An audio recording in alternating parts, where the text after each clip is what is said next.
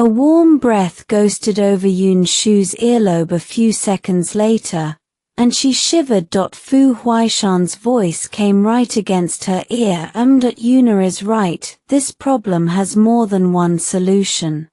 I think so too. They traded a smile. An idea lit through Yun Shu's mind. She turned to him with a grin. Fu Huaishan, if you ever walk away from running companies, seriously consider teaching. The corner of his mouth curved into a doting smile.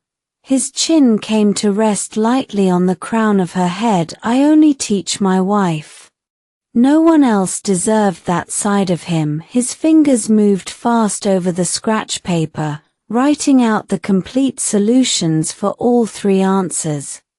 The scratch of pen on paper blended with the soft clatter of the keyboard, a quiet, steady rhythm. It was a tender moment, like a painting come to life against the floor-to-ceiling window. The next day, Yun Shu had barely settled into her seat when an oversized bubble tea landed on her desk. Yun Shu, I'm out of the hospital.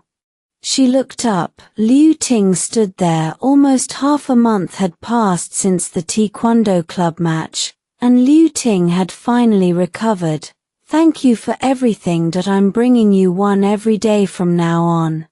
Liu Ting smiled, genuine gratitude lighting her eyes. Before Yun Shu could answer, another equally oversized cup hit her desk.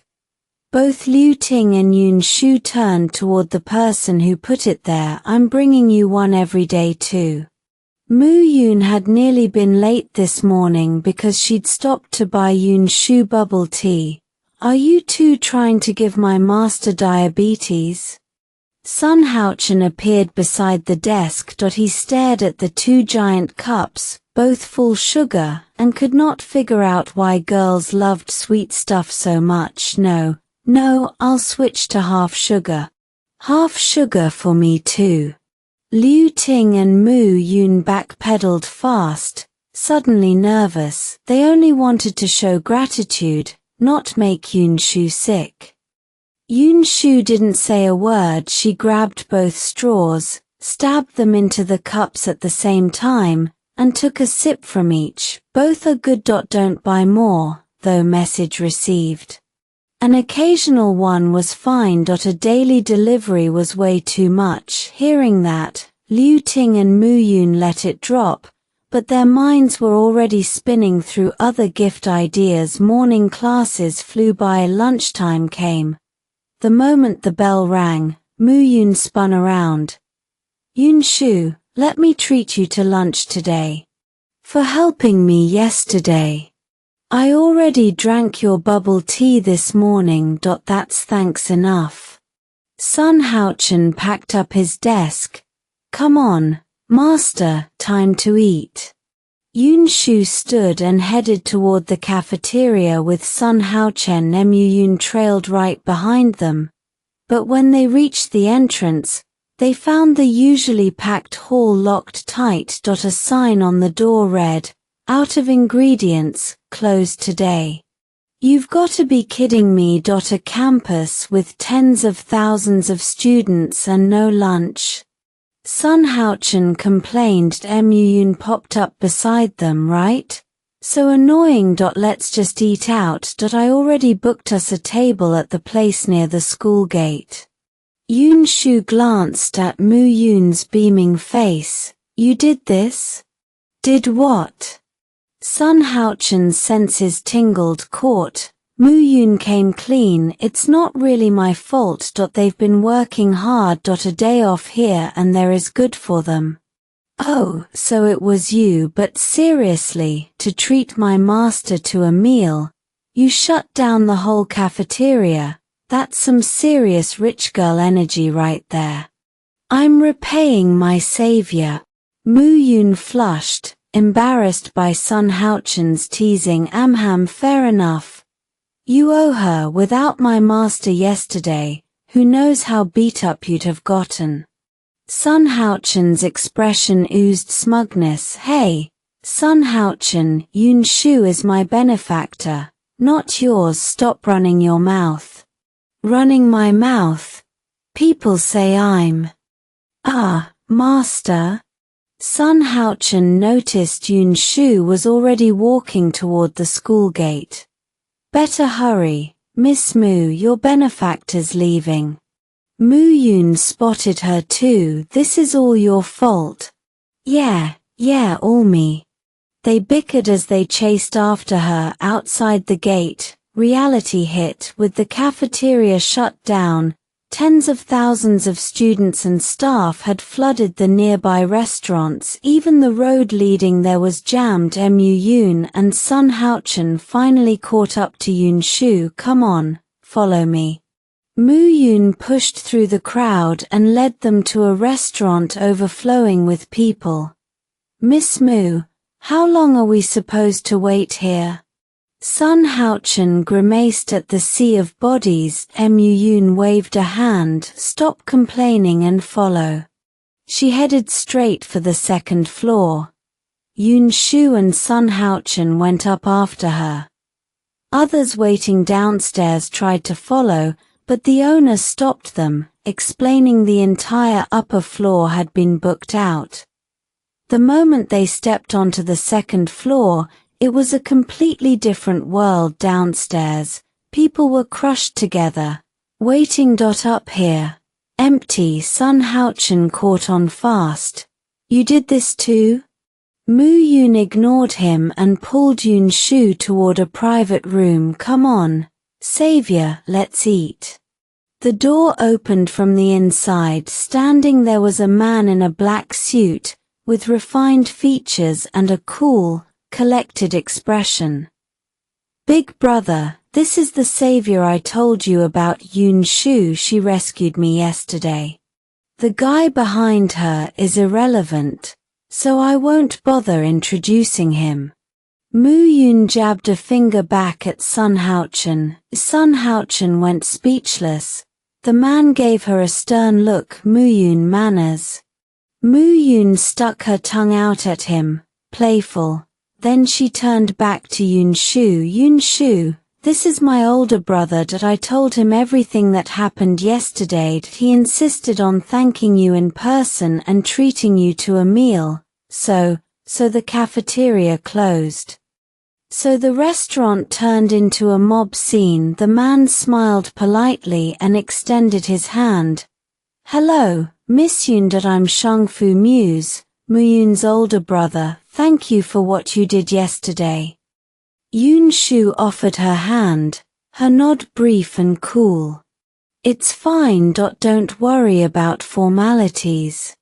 She looked over at Mu Yun. Didn't you say we were eating? She was genuinely hungry now. Right. Let's eat.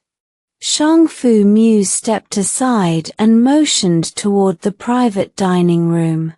Miss Yun, right this way. Everything's already on the table. Please let me know if you'd like anything else. They walked in, and Yun Shu settled into her seat. She gave the spread a serious once-over, then lifted her chin and met Shangfu Muse's eyes.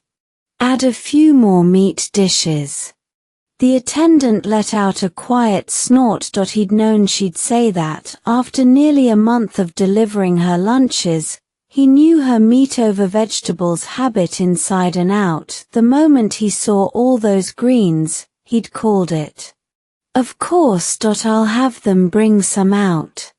Shangfu Muse nodded, a warm smile fixed in place. Minutes later, a server appeared with 7 or 8 platters of meat. Yun Shu didn't bother with niceties. She picked up her chopsticks and dug in. Mu Yun, delighted by her complete lack of pretense, urged everyone else to start eating too. Shangfu Muse barely touched his food. Watching Yun Shu devour her meal with such enthusiasm, his mind kept circling back to what Mu Yun had told him the day before. She'd gone on and on about Yun Shu. The gist was a piano virtuoso and a fearless fighter. In Mu Yun's words, Taking Yun Shu as a mentor wasn't up for debate at the time. He hadn't thought much of it, but meeting her now, everything clicked. It had barely been 10 minutes. Yet in that short window, he'd noticed that everything Yun Shu said and did came without calculation. No performance, no flattery. She spoke directly, and something about her personality was, frankly, magnetic. Before long, Shang Fu Mu's attention fixed on her like a magnet. He tracked her every movement without even realizing it. When she tipped her head back and drained an entire bowl of meatball soup in one go, the words slipped out before he could stop himself. It seems these dishes suit Miss Yun's palate quite well. The instant the sentence left his mouth, he heard how abrupt and awkward it sounded. He was annoyed at himself. Why had he just blurted that out? But Yun Shu didn't seem to care at all. She wiped her mouth with a napkin and answered plainly, "I like meat." Shang Fu Muse stared at her open, unguarded expression and felt a strange, unfamiliar awkwardness creep up on him. He was used to handling any social situation with smooth ease, but Yun Shu's directness had knocked him off his rhythm. He didn't quite know how to recover. My little sister is a big meat fan too. He forced his voice into something casual as he tried to steady himself. Me too. Mu Yun chimed in. Yeah, I can tell. You've already wiped out every meat dish in front of you. The attendant's comment earned him a sharp glare from Mu Yun. After the meal, Shang Fu Muse drove them back to the school, thanking Yun Shu once more. Along the way that afternoon, the college held an open lecture. All faculty and students packed into the multimedia room. The topic was the future of biological research. Yun Shu found it genuinely fascinating and listened with full attention. Then a strange sensation prickled through her. She felt a burning stare fixed on her. The gaze was aggressive, penetrating, like it wanted to drill right through her body and see what lay underneath. Yun Shu's chest tightened. She turned instinctively, but all she saw were a few students from Class 6 sitting behind her.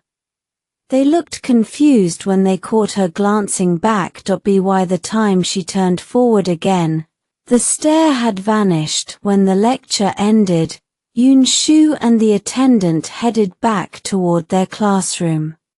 The mysterious gaze returned, trailing her like a shadow. This time, she didn't look back. Whoever it was, if they tried anything, she'd just throw a punch. Meanwhile, on the floor above the multimedia room, a figure watched her retreating form with sharp interest. Shen Yixuan. He sucked on a lollipop, savoring it slowly. Boss, he's here. A bodyguard in black stepped in, followed closely by the college's discipline director. The sound, Shen Yixuan turned with lazy indifference.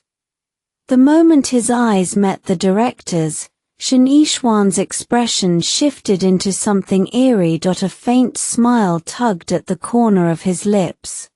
The kind that sent a cold chill racing down anyone's spine. Young Master Shen, long time no see.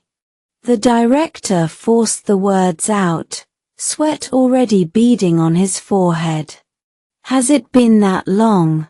What, you miss me? Shen Yixuan strolled over to a chair, dropped into it, and crossed his legs as he studied the director. You're too funny, young Master Shen. The director let out a dry, brittle laugh. Who in their right mind would miss that devil? He thought bitterly. Watching the director tremble, Shen Yixuan suddenly found the whole thing boring. The urge to toy with him evaporated on the spot, so he cut straight to the point. Tell me everything that happened with Yun Shu from class 6 while I was gone, leave nothing out. The director clearly hadn't expected that. He froze. Her. Yun Shu, she's fine, doing fine. My patience has limits. Shen Yixuan's voice stayed unhurried, but the threat laced through it was unmistakable. Before he could finish, the lollipop slipped from his fingers. It hit the floor with a sharp crack, shattering into pieces. The sound jolted the director so hard he nearly buckled. Yun Shu, she was, in the taekwondo club. Trembling, he stammered out everything he knew. Shen Yixuan listened without a flicker of expression, then gave a lazy wave.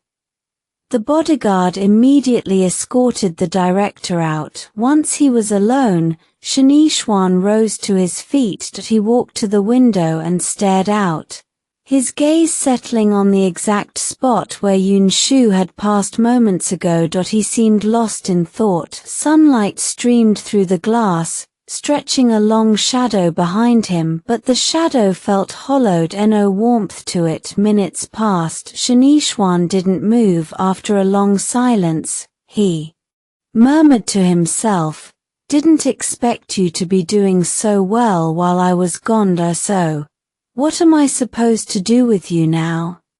The capital glittered at night, a sprawl of lights stretching in every direction. Downtown, a bar called Starry Moon Lounge had become the newest obsession for the city's young and restless.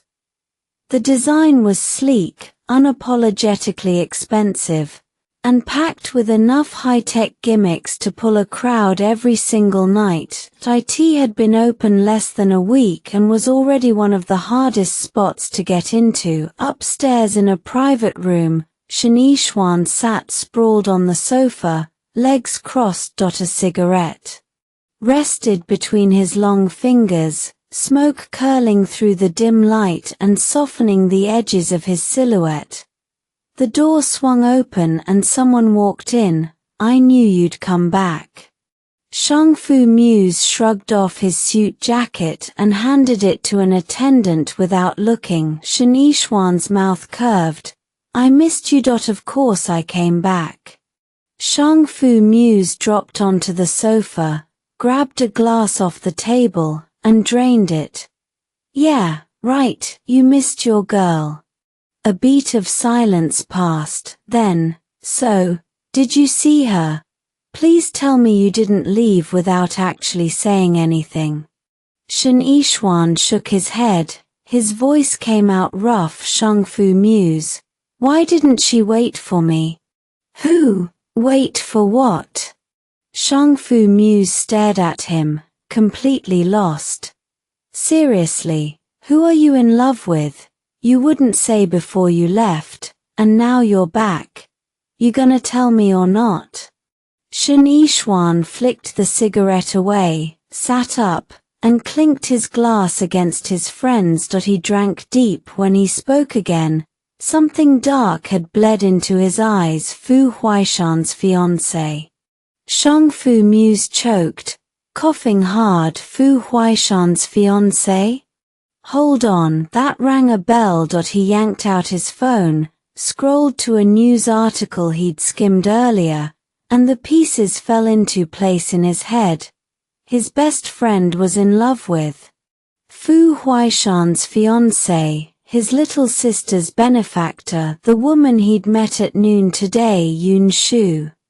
He forced his breathing to steady. "Yixuan, I don't know what to say, but you know exactly who she is. You just took over the Shen Corporation. Things are still shaky internally. I really hope you won't what?"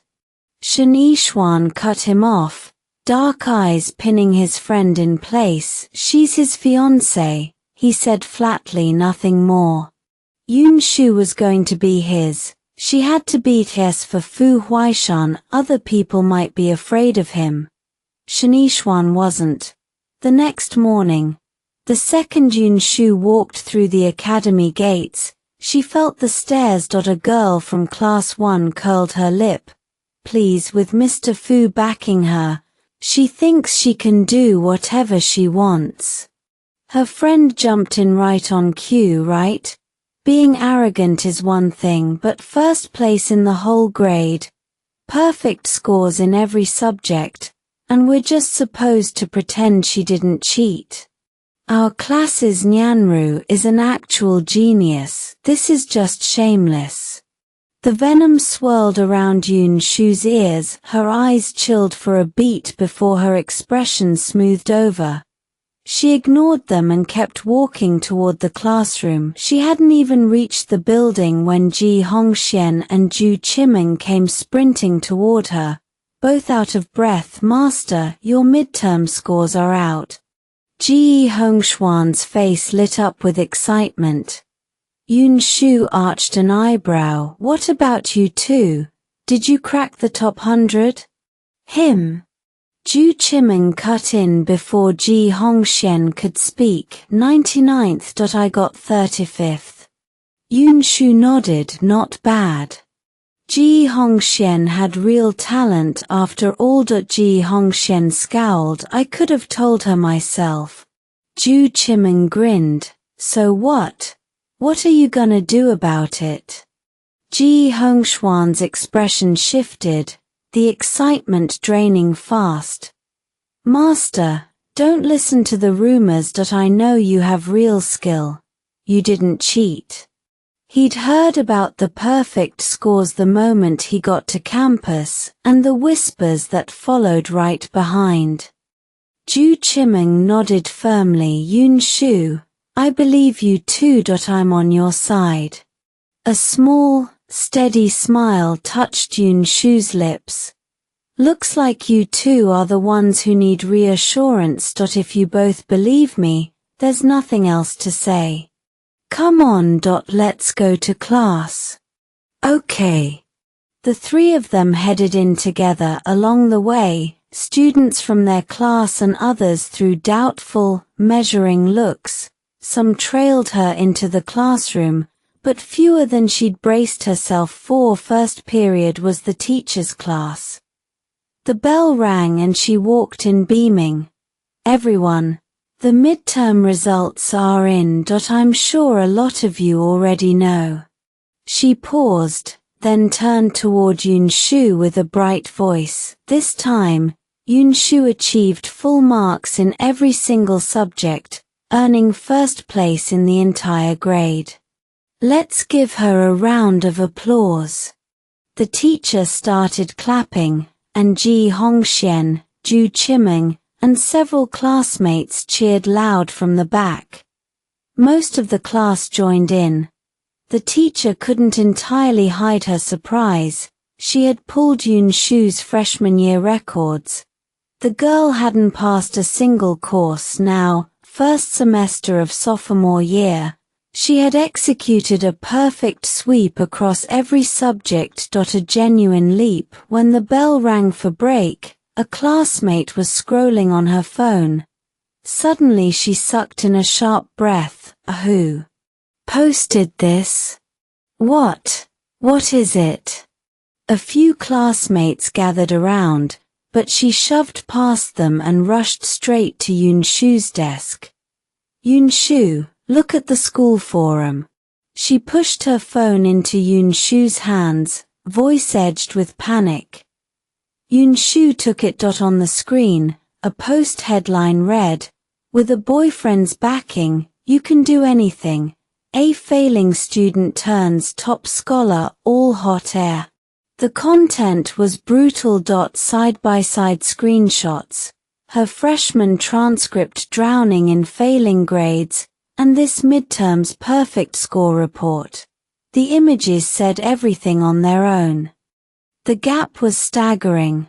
The comments below were worse. Vicious, ugly, everything you could imagine. Even though people were cautious about Fu Huaishan, plenty still dropped veiled little daggers about her grades being faked. Damn it. Ji Hongxian was already yanking out his laptop, jaw tight. When I find out who did this, I'm tracking the post.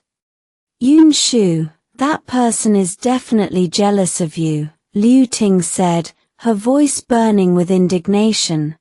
Before Yun Shu could answer, someone outside the classroom shouted her name.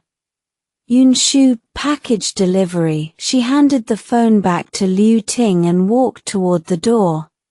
The classroom entrance was already packed. Students stretched their necks to peer downstairs, and the moment they spotted her, they called out, "Yun Shu, your delivery, look at this." Someone made space for her. Yun Shu looked down. A delivery guy in uniform stood on the platform below. Next to him, a flatbed cart was piled high with an enormous bouquet of pink roses, 10,000 blooms, easily. "Hey, you Yun Shu, come sign for this. The flowers are way too big to bring upstairs," the delivery guy yelled, tilting his head back.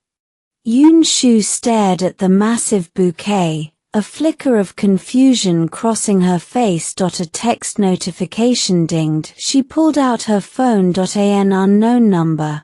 Just a few words. "Congrats on your comeback. I know who sent it." "Master," Li Jun burst out of the classroom just then. "Go downstairs and deal with that first," Yun Shu said, short and calm, then turned and walked back inside. "Shouldn't they track down whoever made that post first?" Li Jun was confused.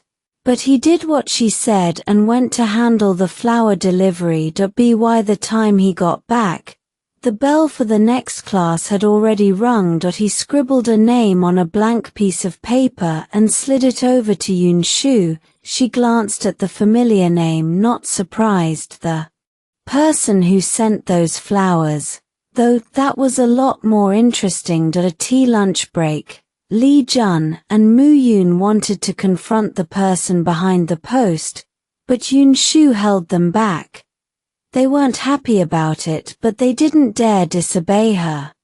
The three of them had just gotten back from the cafeteria when Yang Zhu called Yun Shu to the principal's office.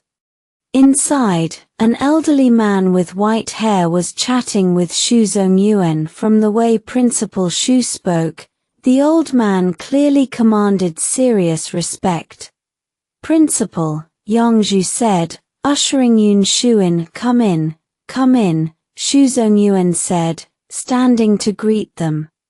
Yang Zhu and Yun Shu stepped inside. The old man rose too, his expression warm as he looked at Yun Shu. "You're Yun Shu." She met his gaze. He had to be well past 70, but his presence radiated energy. She nodded. "Yes, I'm Yun Shu. Finally get to meet you in person." The old man laughed, deep and hearty. Yun Shu blinked. Shu Zongyuan jumped in fast. "Yun Shu, this is Professor Ji Hongxian, one of the founders of Qing'an Academy and a senior official at the Ministry of Education. Just call me Old Ji." He waved a hand. Titles never mattered much to him. "Hello, Old Ji," Yun Shu said, her voice clear and unbothered. Shu Zongyuan panicked. He hadn't actually expected her to call him that. "Yun Shu, you really shouldn't be so informal. No need to be nervous." "Classmate Yun," Ji Hongxian said, still smiling. His admiration was written plainly across his face. Yun Shu shook her head, completely at ease. "I'm not nervous. That attitude, I like it." Ji Hongxian's praise left Shu Zongyuan and Yang Zhu trading awkward glances. "Please, Professor Ji, let's sit down and talk," Shu Zongyuan said, gesturing everyone toward their seats. Once they settled, Ji Hongxian spoke first, beaming at Yun Shu. "Kid, perfect scores across all subjects on this month's exam. Well done." At his words, Shu Zongyuan and Yang Zhu nodded with shared pride. Yun Shu's results had crushed every top rank at Qing, and I read your paper on quantum node network theory. You've got real insight. Mind discussing it with me? Professor Ge was the chief examiner for this month's test, Shu Yuan explained. Sure. Yun Shu nodded, her voice steady. .0 arrogance. In my view of quantum node network theory, everything, people, objects, can be represented through data. She spoke with fluid confidence, her voice filling the office. In the first classroom, 2 girls rushed in.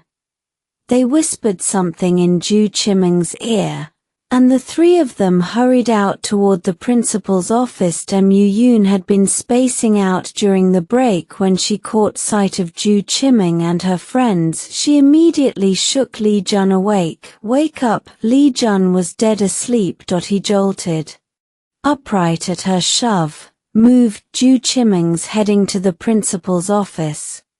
Yun Shu's there too. Mu Yun ran out without waiting. Li Jun snapped alert and chased after her. Liu Ting and a few others, catching their panicked expressions, took off right behind them. Outside the principal's office, Zhu Qimeng smoothed her clothes, fixed her hair, every detail perfected so she'd look flawless the moment Professor Ge stepped out. Don't be nervous, Qimeng. If that cheater isn't scared, why should you be? The girl beside her said. Exactly. Once Professor Ge comes out, we'll expose her. Then let's see if she still has the nerve to show her face at Qing'an, another added. Zhu Qimeng smiled, grateful. Thank you both so much. Don't mention it. Somebody already outed her on the forum. We're just saying what everyone's thinking. Don't worry. The mention of the forum. Zhu Qimeng's expression flickered awkward, but she recovered fast. Just then, Li Jun and the others arrived. What are you doing here? The girl with Zhu Qimeng demanded before Li Jun could even get a word out. Mu Yun shoved Li Jun aside and stepped forward. None of your damn business. This is the principal's office, not your house. Why shouldn't we be here? Zhu Qimeng took an instinctive step back when she saw Mu Yun. The girl who'd spoken didn't dare reply. The Mu family name carried weight, and everyone knew it. So the 2 groups stood guard on opposite sides of the principal's office door. Before long, people started noticing, and the rumors began to spread. More and more students gathered outside the principal's office. Inside the brightly lit room, Ji Hongshuan's gaze kept drifting back to Su Xingyue. The reluctance was plain on his face. His voice dropped lower. Miss Su, are you sure you won't reconsider Qing'an? I could mentor you personally. This kind of opportunity doesn't come around often. They just had a deep conversation. Over the past few minutes, Ji Hongxian had been thoroughly impressed by Su Xingyue's academic level, her breadth of vision, and the unique way she approached problems. He'd taught thousands of students over his career, but Su Xingyue was one of the rare few he genuinely wanted to guide himself. His repeated offer made Zhong Chengming and Zhong Saiying, who stood nearby, tense up. They both admired Su Xingyue's talent and potential, and they didn't want to see her leave either, but they also knew they couldn't hold her back out of self-interest. That conflict twisted them up inside. Su Xingyue stood straight, a faint look of apology on her face. I'm sorry, Professor Ge. For now, I'd rather stay at Windsor.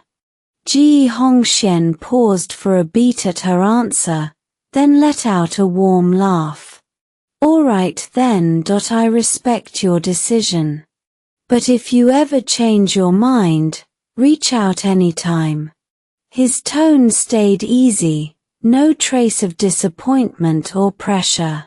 Well, I've taken up enough of your time. I'll be on my way. Zhong Chengming stepped forward. Professor Ji, allow us to walk you out. Zhong sighing opened the office door and froze at the sight before her. The hallway was packed, her own students, plus kids from other classes, all arguing heatedly about something. What are you all doing here? Zhong sighing demanded. Jiao Feng started to answer, but the girl who had come with Su Nianru cut him off. She spotted Ji Hongxian behind Zhong sighing and raised her voice loud enough to carry. Professor Ji. Su Xingyue cheated on this month's exam, don't let her fool you. The accusation landed like a bomb. The crowd erupted. No way, the students from Class 1 chimed in. She used to fail everything. There's no way she suddenly aces all subjects without cheating. Exactly, she had to have copied someone. How else could she pull that off? Class 1 had always sat at the top of the rankings, and now Su Xingyue from the worst class had stolen their spot. They were furious. They kept hurling accusations, getting more and more worked up. Some even veered into personal attacks. Jiao Feng's face burned red with anger. He glared at them and fired back. Bullshit, my mentor would never cheat. You're just jealous she beat you. Yeah, Class 6 is stronger than your Class 1 any day. Jiao Feng and Shangfu Muyun jumped into the fray together. Quit talking nonsense, the Class 6 students shouted. You're the ones talking nonsense. You just can't stand seeing someone else succeed. What proof do you even have that Su Xingyue cheated? You're just trying to set her up. The shouting match exploded. The hallway was louder than a marketplace. Everyone, quiet down. Zhong Chengming could not believe his students were making a scene right in front of Professor Ji. His roar cut through the noise and silenced the crowd. Principal, Class 1 has crossed the line. They're falsely accusing Su Xingyue of cheating. You have to stand up for her. Shangfu Muyun's voice crackled with righteous anger. She was not afraid of the principal. She was going to call these pests out today. And Su Nianru posted on the school forum this morning, slandering Su Xingyue, that's defamation. It violates school rules. Zhong Chengming looked at Shangfu Muyun, then shifted his gaze to the Class 1 students. He knew exactly what was running through their minds. Hell, even he had felt a flicker of doubt when he first saw Su Xingyue's exam results, but just now, after hearing her conversation with Professor Ji, every last trace of suspicion had vanished. Your students. If you have a concern, you go to a teacher or report it through proper channels. You do not stand around shouting accusations like this. It's disgraceful. His tone was sharp, then he shifted, his voice turning grave. As for the claim that Su Xingyue cheated, I will swear on my reputation right here and now Su Xingyue absolutely did not cheat. Zhong Chengming was that certain because he'd asked himself the same question earlier. If Professor Ji had posed that question to him, he wouldn't have been able to answer it either. The Class 6 students, hearing the principal personally vouch for Su Xingyue, puffed out their chests like they'd been shot full of adrenaline. Pride was written all over their faces, but the other students still looked skeptical. They whispered among themselves, unconvinced of Su Xingyue's innocence. Then someone in the crowd muttered, just loud enough to slice through the silence. Her fiancé is the young Master Fu. Of course you'd be willing to vouch for her. Principal Zhong. The words hung in the air like a slap. Zhong Chengming's face darkened before he could fire back. Ji Hongxian, who had stayed silent until now, stepped forward. His voice was calm but carried an unmistakable authority. Students, I believe I understand what's troubling you. He paused. You suspect Miss Su Xingyue's exam results are questionable. Is that correct? His tone was even, as if the question were no great matter, but his words made everyone fall silent. The Class 1 students nodded in unison. That was exactly it. Ji Hongxian looked at them. Very well, then. He turned to Zhong Chengming. Principal Zhong, would you mind if I borrowed a classroom? Zhong Chengming waved his hand quickly. Of course not, Professor Ji, please, go right ahead. Since you all have doubts, I'll give you a few questions right now. Other than Miss Su Xingyue, any student who believes they're capable may join this on-site exam. How does that sound? The students who'd been questioning Mu Yun cracked their knuckles. Fine, Professor Ji. Will do it your way. No loopholes, no special treatment. That's more like it. Sun Haochen watched the loudest complainers with a lazy smirk. Go ahead, run your mouths. Just don't cry when you get wrecked in front of everyone. The whole group filed into the lecture hall. The room was big and bright, but the air had shifted taut. The 25 students taking the test filled the first 2 rows. Everyone else, the spectators, sat behind them. At the front, Professor Ji Hongxian and Director Jiang stood shoulder to shoulder. Ji swept his gaze across the seated students. 3 questions. They cover everything you've been taught. Read carefully, think before you write. You have 30 minutes. I'll grade every answer right here, in real time. In the back row, Zhu Qiming locked her eyes on the back of Mu Yun's head. This is it. Today, Professor Ji will finally see the truth. There's no way that girl aced every single subject on her own. Most of the test takers shared the thought. They wanted to watch Mu Yun get exposed. But they also wanted something else, a shot at impressing Professor Ji, maybe even a ticket into Qing'an Academy. Nobody argued. Ji turned to the board and wrote 3 questions in quick, clean strokes. By the time they finished reading the first question, pained expressions rippled through the rows.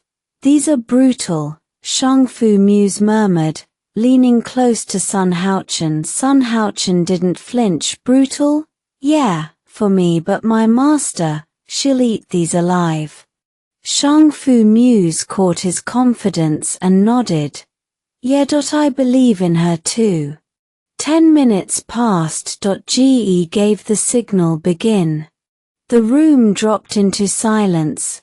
Nothing but pens scratching paper, furrowed brows. A few sharp inhales, then frantic scribbling. Minutes slipped by, sweat beaded above more than a few upper lips. The half-hour vanished. Time was up. The director gathered the answer sheets and stacked them on the podium. Professor Ji fed them through a scanner, projecting each one onto the massive screen at the front. He was grading them publicly. Now the whole room, competitors, spectators, everyone, could watch the results unfold in real time. Nobody could cry foul. Professor Ji picked up a red pen. The first answer sheet hit the screen. His expression darkened. The students held their breath as their own handwriting flashed before them. One by one, the red marks appeared. Most of them sank deeper into their seats. Wrong. 3 questions, 3 strikes.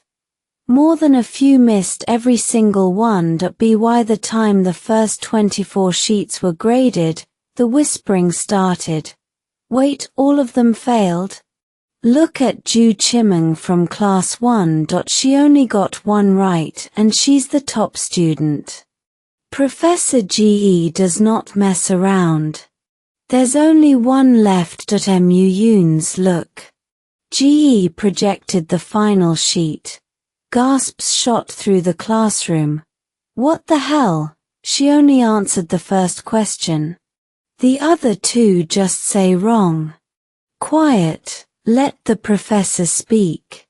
Ge stared at Mu Yun's answers.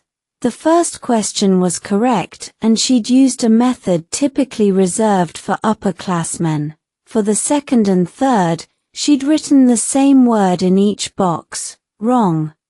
The professor pressed his red pen down. A large check mark appeared over the first question.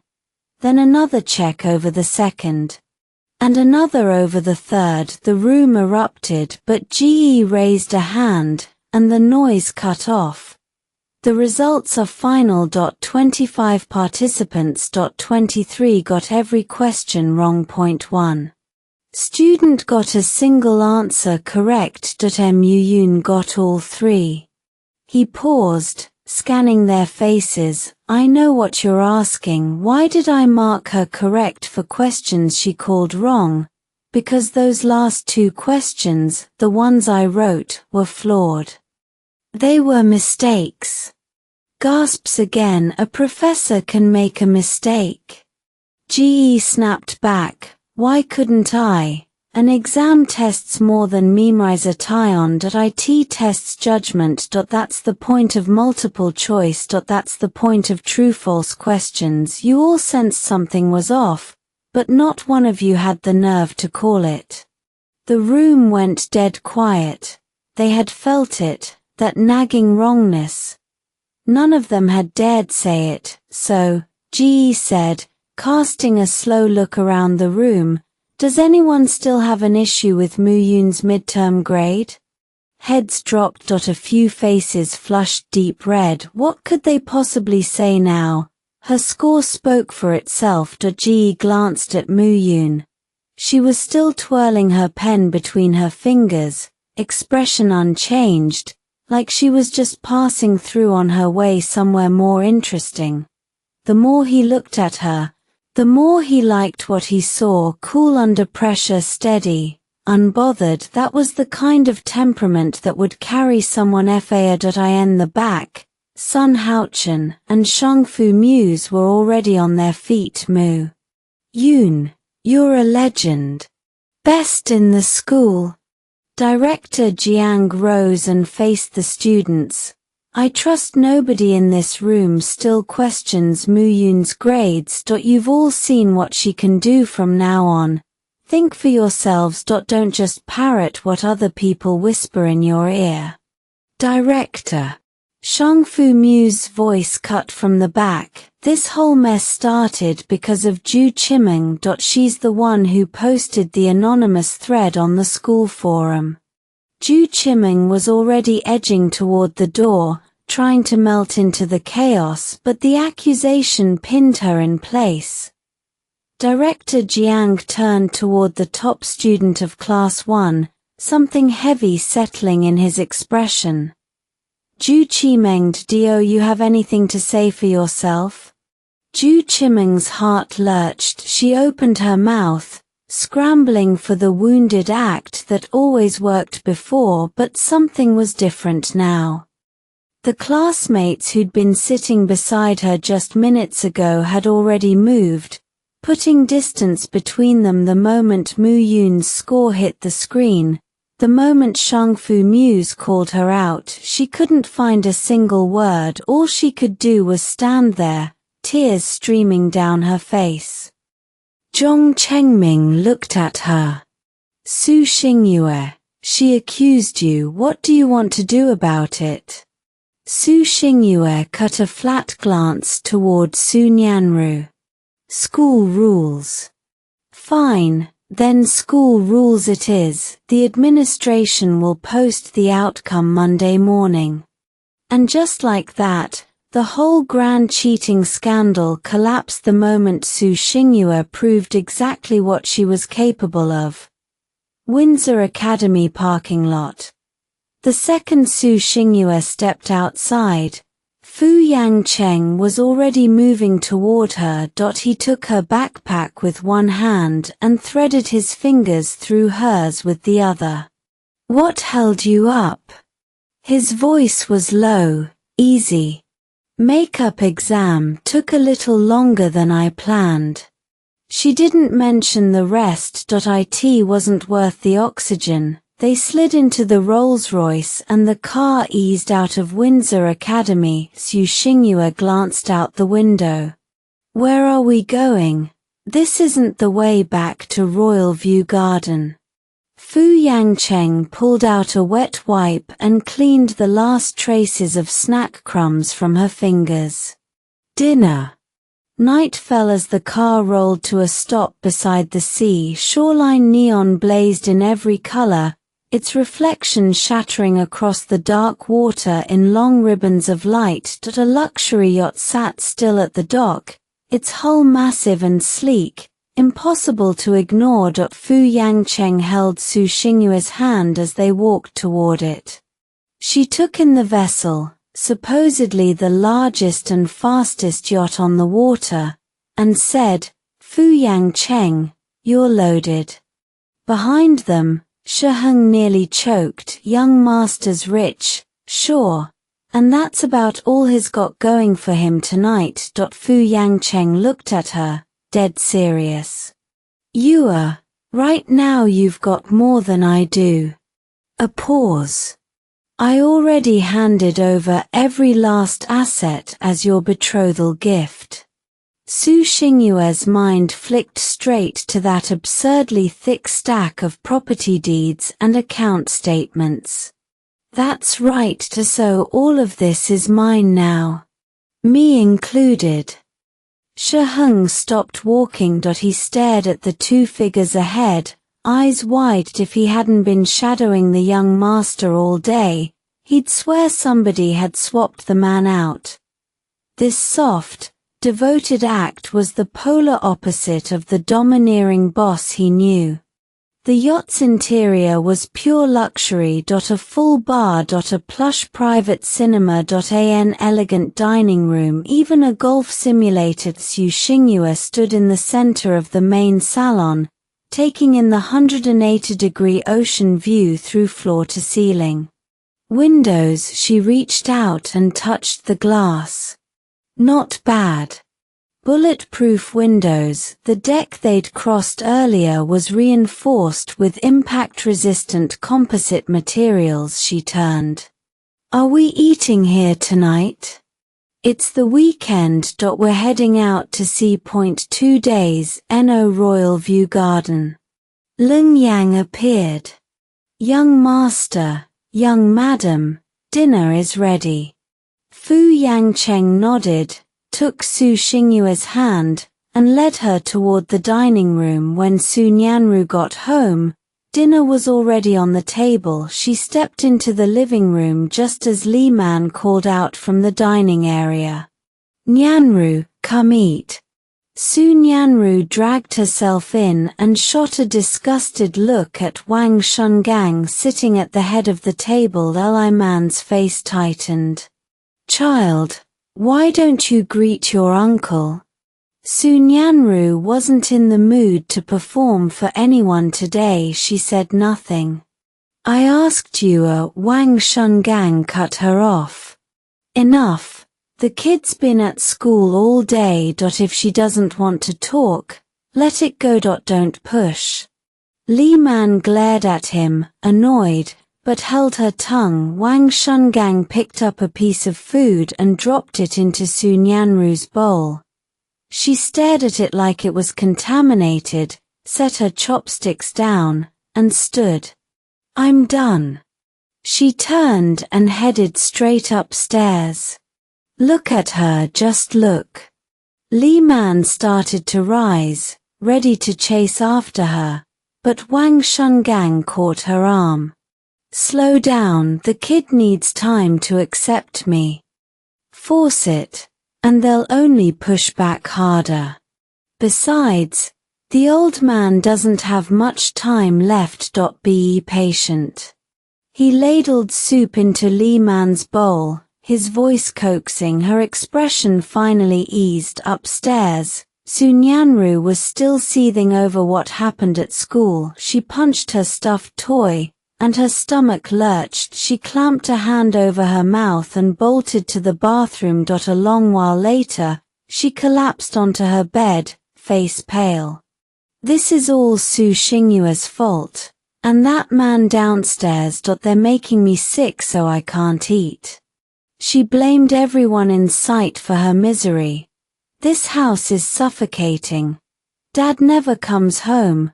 That bastard downstairs won't leave. Nothing's gone right in days. She grabbed her phone and dialed Shu Zheyu, same dead voicemail. She hadn't reached him once in a solid week. She'd even wondered if her phone was broken. A brand new device gave her the exact same result. Furious, she snatched up the stuffed toy and hurled it at the wall. Far out on the night sea, the yacht cruised as if it had become part of the ocean itself. Its warm amber lights glowed against the black water, dreamlike. After dinner, Fu Yangcheng and Su Xingyue stepped out onto the deck together. The sea breeze swept past, cool and clean. Su Xingyue stood still, her pink dress catching the wind like a blossom unfurling against the night. She let her gaze rest on the deep, dark expanse, and her mind finally quieted. Fu Yangcheng had changed into an off-white casual set, his tall frame relaxed, his presence effortless. He came to stand beside her, slid an arm around her shoulders, and looked down at her pale face with eyes that held the stars. Do you like it?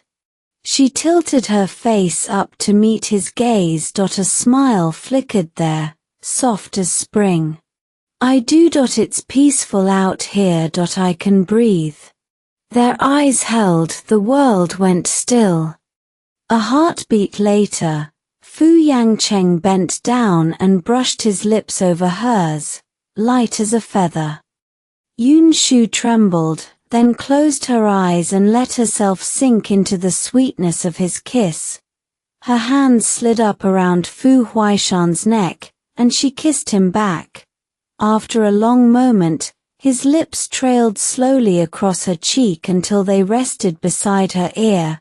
His breath was hot and soft, making her earlobe prickle with heat. Shua, hurry up and grow up. His voice was low and husky, rough with possessive tenderness and aching hope.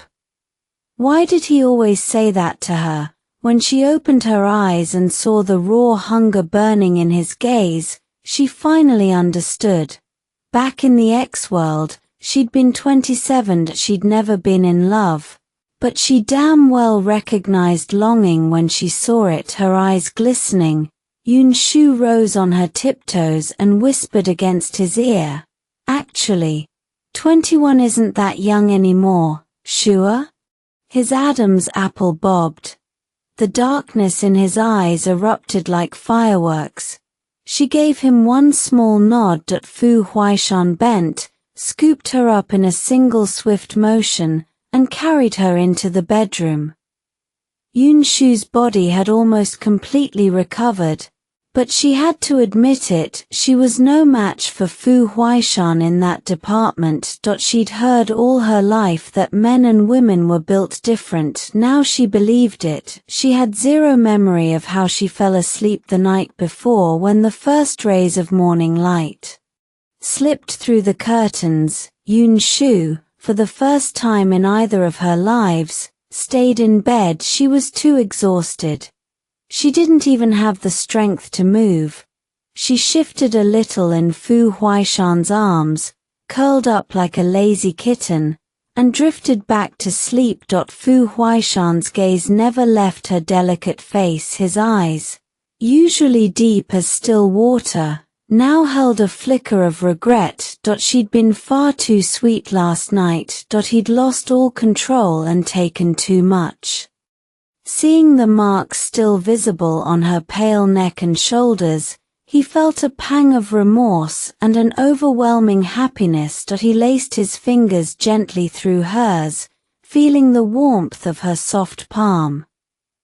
Then he pulled out his phone, opened the camera, and froze that tender moment in a photo. He uploaded it to his Weibo account, the one he'd registered years ago but never once used, and added a caption, "Love you, my love." After posting, he set the phone aside and pulled Yun Shu tighter against him. Savoring her warmth and softness. On that quiet stretch of sea, the two of them were completely lost in each other's embrace. Neither of them had any idea of the storm that single post was about to unleash. Weibo staff were the first to feel the impact. Young Master Fu, who hadn't posted in 10 years, brought the servers crashing down with one update. The tech team scrambled to fix it, but the traffic was too heavy. Servers crashed again and again. Netizens went wild. After all, this was the capital's most eligible bachelor. He'd already gone public with his engagement, and now he was sharing a sweet hand-touching photo. Full-blown public display of affection. Comments flooded in, a mess of blessings, jokes, and envy. Young Master Fu is showing off his love. Wah, my idol is taken again. Whatever, if my idol loves her, I love her too. Come at me, haters. Blessings to you both, Miss Yun and young Master Fu. May you be happy forever. The Fu Corporation's official website was flooded within minutes too, but contrary to expectations, most people came to send well wishes, not attacks. Of course, a few sour voices popped up, people mocking Yun Shu or bad-mouthing her. But the moment those comments appeared, they vanished like magic, erased by some invisible hand. Jun loved scrolling through Weibo. He had a decent following himself. When he saw Fu Huaishan's post, he nearly bit his toothbrush in half. Holy crap, the young madam is incredible. He didn't even bother rinsing his mouth. He dashed toward Fu Huaishan's bedroom only to be stopped by Sun Haochen. Young Master Fu and the young madam are still resting, you can't go in. Li Jun just stood there, mouth full of toothpaste foam, speechless. First young Master Fu slept in. Now the young madam was sleeping in too. Never mind. Li Jun stayed right where he was and started scrolling. Within minutes, Fu Huaishan's post was trending. Comments refreshed by the second. Li Jun couldn't keep up. The Fu family mentioned as a veteran internet surfer.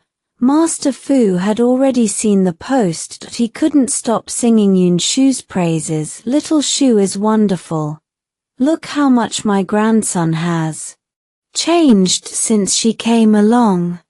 Before, he'd worried Fu Huaishan might never even post about a girl. Hell, he'd feared his grandson might be into men. But now he was publicly showing off his love.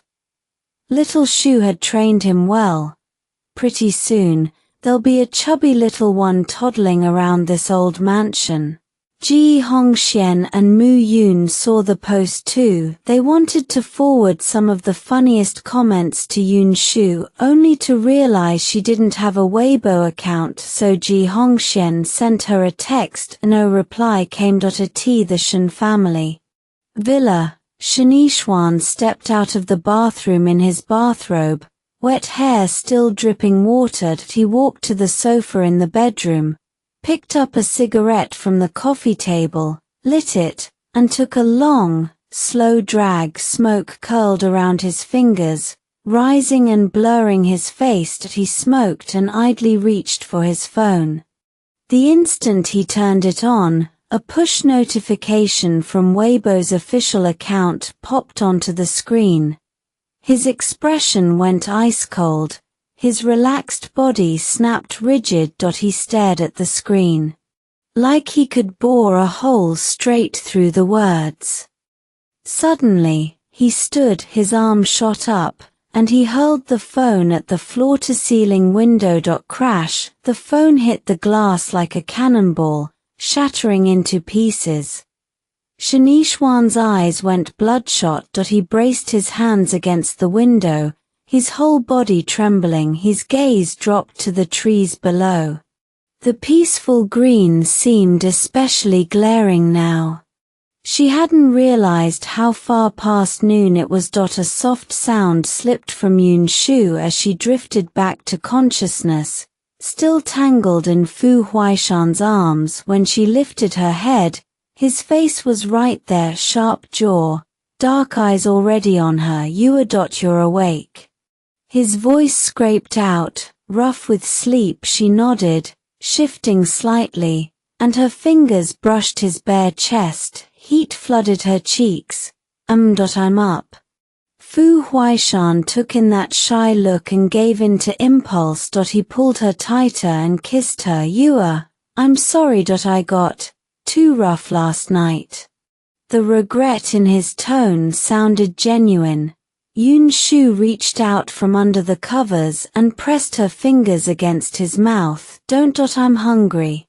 She was usually direct, but right now she wanted to vanish under the blankets the second he looked away. Fu Huaishan nodded, silently swearing he'd stop. Only then did she pull her hand back. All right. Let's get up and eat. He tucked a few loose strands of hair behind her ear, his voice soft. He climbed out of bed, and Yun Shu squeezed her eyes shut. She didn't open them again until she heard the shower start. Then she scrambled to get dressed as fast as possible. Every movement reminded her how sore she still was. But her regular training paid off. At least she wasn't completely wrecked. The bathroom door creaked open. Fu Huaishan stepped out with a single towel slung low on his hips. Water traced a path down his forehead, his cheek, his neck, over his chest, down his abs, and disappeared where the towel cut off the view. Yun Shu watched the whole thing and felt genuinely in danger of self-combusting. Need help? Fu Huaishan had no idea how flustered she was. She waved both hands frantically. No, I'm good. She hustled into the bathroom and shut the door, staring at her flushed reflection. Yun Shu realized something. She really had changed. When did a man's look start hitting her this hard? In the dining room, the table was already loaded. The butler had planned for 3 people's worth of food, knowing Yun Shu would be eating for 2 meals at once. She'd felt a little shy around Fu Huaishan earlier, but the sight of that spread erased everything else from her head. Her appetite was huge when she ate on schedule, and having skipped a meal left her genuinely miserable. She started eating without a word. Fu Huaishan cut her steak, poured her soup, barely touching his own plate. Only after she was full did she finally feel human again. Once lunch was over, Fu Huaishan had urgent work to handle, so Yun Shu headed onto the deck to soak up some sun. The light was soft where she settled, the sea breeze hitting just right. She grabbed her phone, now fully charged, and powered it on. Dozens of messages flooded in at once. Almost all of them were from Ji Hongxian and Shangfu Muzied. It took her a moment to piece together the comments they'd forwarded. She quickly registered a social media account, found Fu Huaishan's post, liked it, then shared it with the caption, Me too, but her account was brand new. 0 followers. The share didn't make a ripple, it just blended in with all the playful accounts pretending to be Fu Huaishan's girlfriend.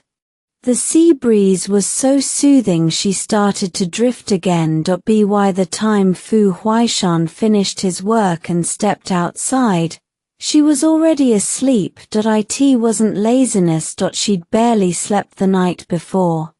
And her body had finally hit its limit. He lifted her carefully into his arms. She blinked awake long enough to see it was him, then let herself sink straight back under. He laid her on the bed and pulled a thin blanket over her. Looking down at her peaceful, sleeping face, a deep, quiet fullness settled in his chest. Shen Corporation. It was the weekend, the building officially closed, but Shen Yixuan showed up with zero warning. The executives who got the news rushed in as fast as they could. Inside the conference room, the air conditioning was blasting. A few of them were actually shivering. Shen Yixuan sat at the head of the table, his sharp gaze slicing through the room. Then he spoke, each word slow and deliberate. I want to know exactly how long it will take to sever all ties with Fu Corporation. The question landed like a gut punch. Why would they end a partnership that had been running smoothly for years? The finance director stood. Mr. Shen, we've done business with Fu Corporation for a decade. It's been mutually beneficial the entire time. Cutting ties abruptly would seriously damage the company's long-term development. A sales manager rose next. Mr. Shen, the finance director is right.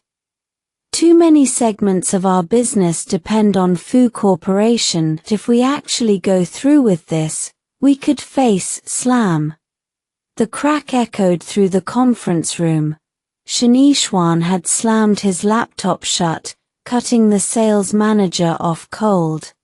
I asked how long it would take to cut ties. I didn't ask for a lecture on the risks. Is that clear? His voice carried pure, unmistakable fury. The executives traded nervous glances. No one dared speak. Everyone in that room knew young Master Shen was volatile on a good day. Since the old Mr. Shen had passed, working under Shen Yixuan felt like walking a tightrope over broken glass. Nothing to say? Shen Yixuan rose and slid his hands into his trouser pockets, heading toward the door. 1 month. If you can't make it happen, I'll find people who can. The door clicked shut, and a collective exhale swept through the conference room. Working for a tyrant was always the same. The danger never changed its shape, whether ancient or modern. When Yun Shu opened her eyes again, awareness came back in fragments. Her gaze drifted to the sofa by the window. Fu Huaishan was lounging there, fingers tapping at his laptop. The last of the sunset spilled through the window, painting him in soft, golden light. That gentle glow made his already striking features impossible to look away from. He caught her waking from the corner of his eye and set the laptop aside instantly, crossing to the bed. Sleep well? He asked, voice low, reaching out to gently massage her temples. His touch was careful, almost tender, like he was afraid of hurting her. Yun Shu had slept deep. Fu Huaishan knew exactly why. Exhaustion from last night. I feel so much better now. Fu Huaishan looked at her pale face and the guilt pressed hard against his ribs. I'm sorry, sure. I promise I'll get a handle on myself from now on. He'd gone over those words so many times in his head. He was not a man ruled by impulse. But last night he'd lost every shred of control. He'd kept Yun Shu awake until she slept through nearly the entire day. Damn it. Yun Shu shook her head, Her voice came out shy and small. Don't say that. It wasn't only your fault. Each word dropped softer until it was barely a whisper. What did you say, Shua? Fu Huaishan hadn't caught a single syllable. Nothing. Just stop talking about it. She was done discussing the subject. Completely done. Fine. I'll stop. After they cleaned up, Yun Shu followed Fu Huaishan onto the yacht. It had already docked at the shore of a small island. Where are we? She hadn't expected to wake up somewhere entirely new after sleeping away the whole afternoon. Muguang Island. A new nature resort Fu Corporation developed. We're staying here tonight.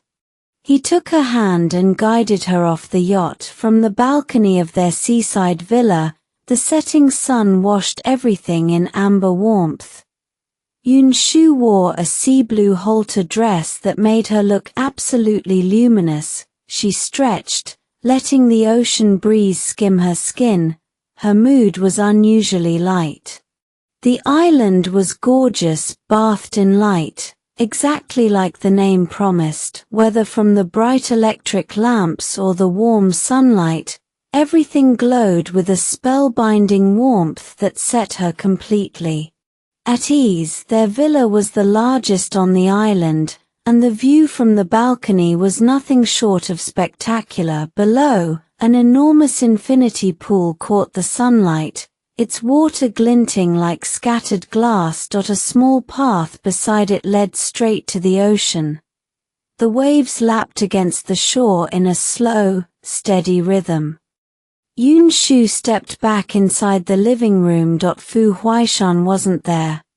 She walked outside and spotted him talking with Li Jun. She stood quietly a few paces behind them and waited. A few minutes later, Li Jun left. Fu Huaishan turned and found Yun Shu sitting on the steps, sipping a glass of coconut water like she had all the time in the world.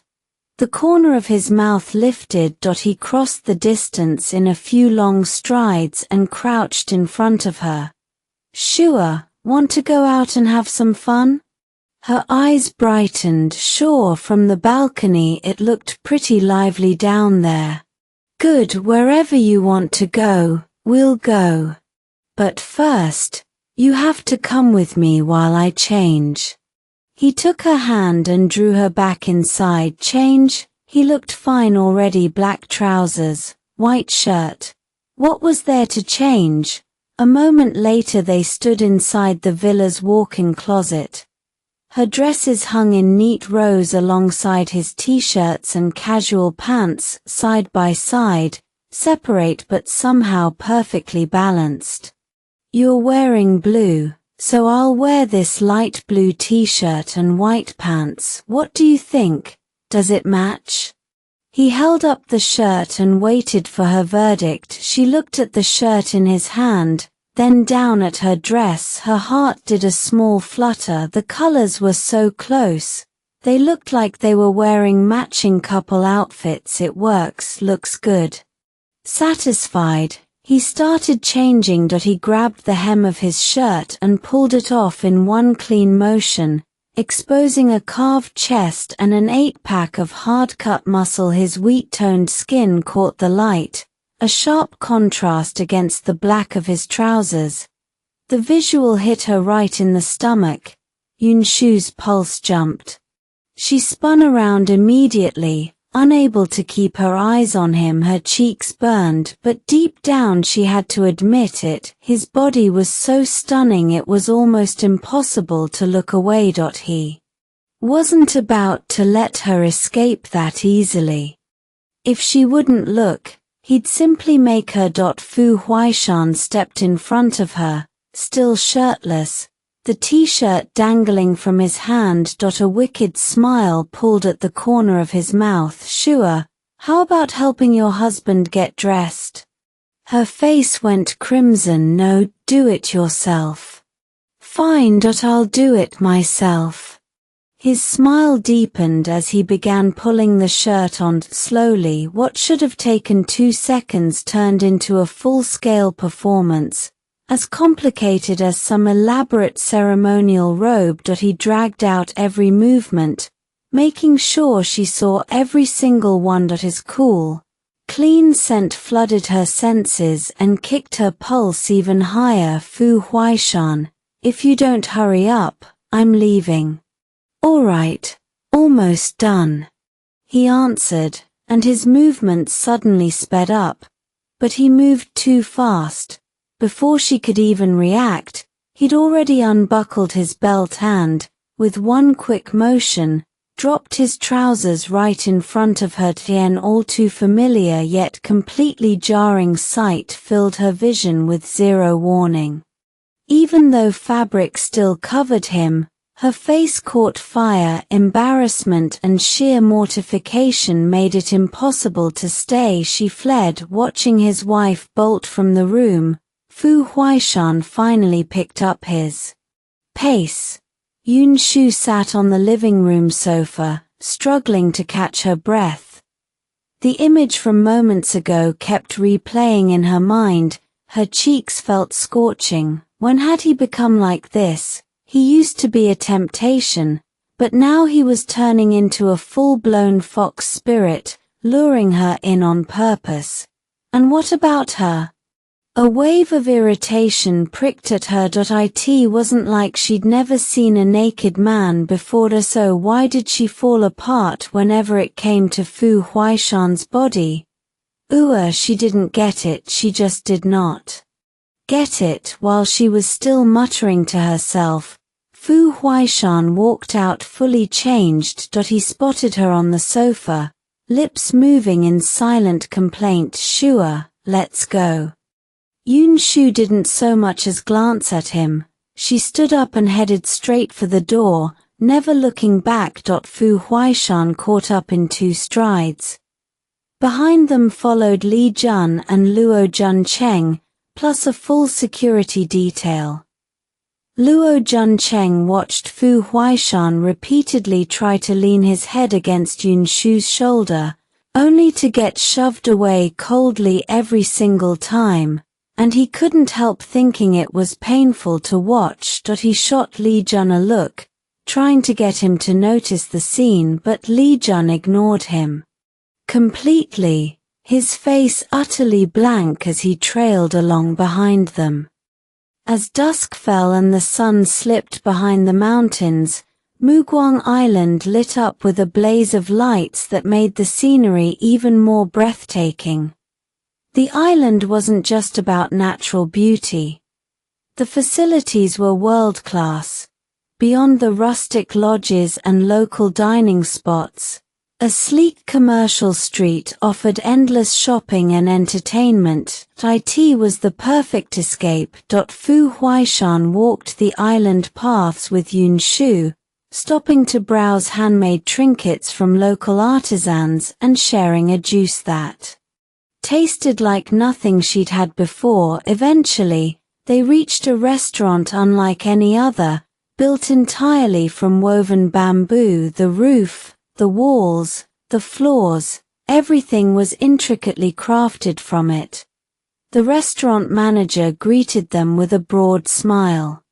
CEO Fu, Mrs. Fu, your private room is ready, please, follow me. Fu Huaishan gave a slight nod, took Yun Shu's hand, and led her inside. As they moved through the space, she noticed every detail tied back to bamboo, woven paintings on the walls, small bamboo sculptures tucked into the corners. The whole place hummed with a fresh, natural energy. When she stepped into the private room, the first thing that hit her was the green. The walls were still bamboo weave, and even the cups and chairs at the table were made from it. The table sat right beside an open window, and through it, the distant sea shimmered in layered shades of blue, blending into the lush trees outside. A soft breeze drifted in, carrying air so clean it felt like it was waking up her lungs. Fu Huaishan, You really outdid yourself with this resort island, Yun Shu said, settling into her seat and gazing out at the glittering water. I'm glad you love it, Shua. From now on, I'll have the development team build more resorts. We can take a vacation whenever we want. How does that sound? He'd spent a long while coaxing her back into speaking to him. Now that the island had her smiling, he wasn't about to miss the chance to score some points.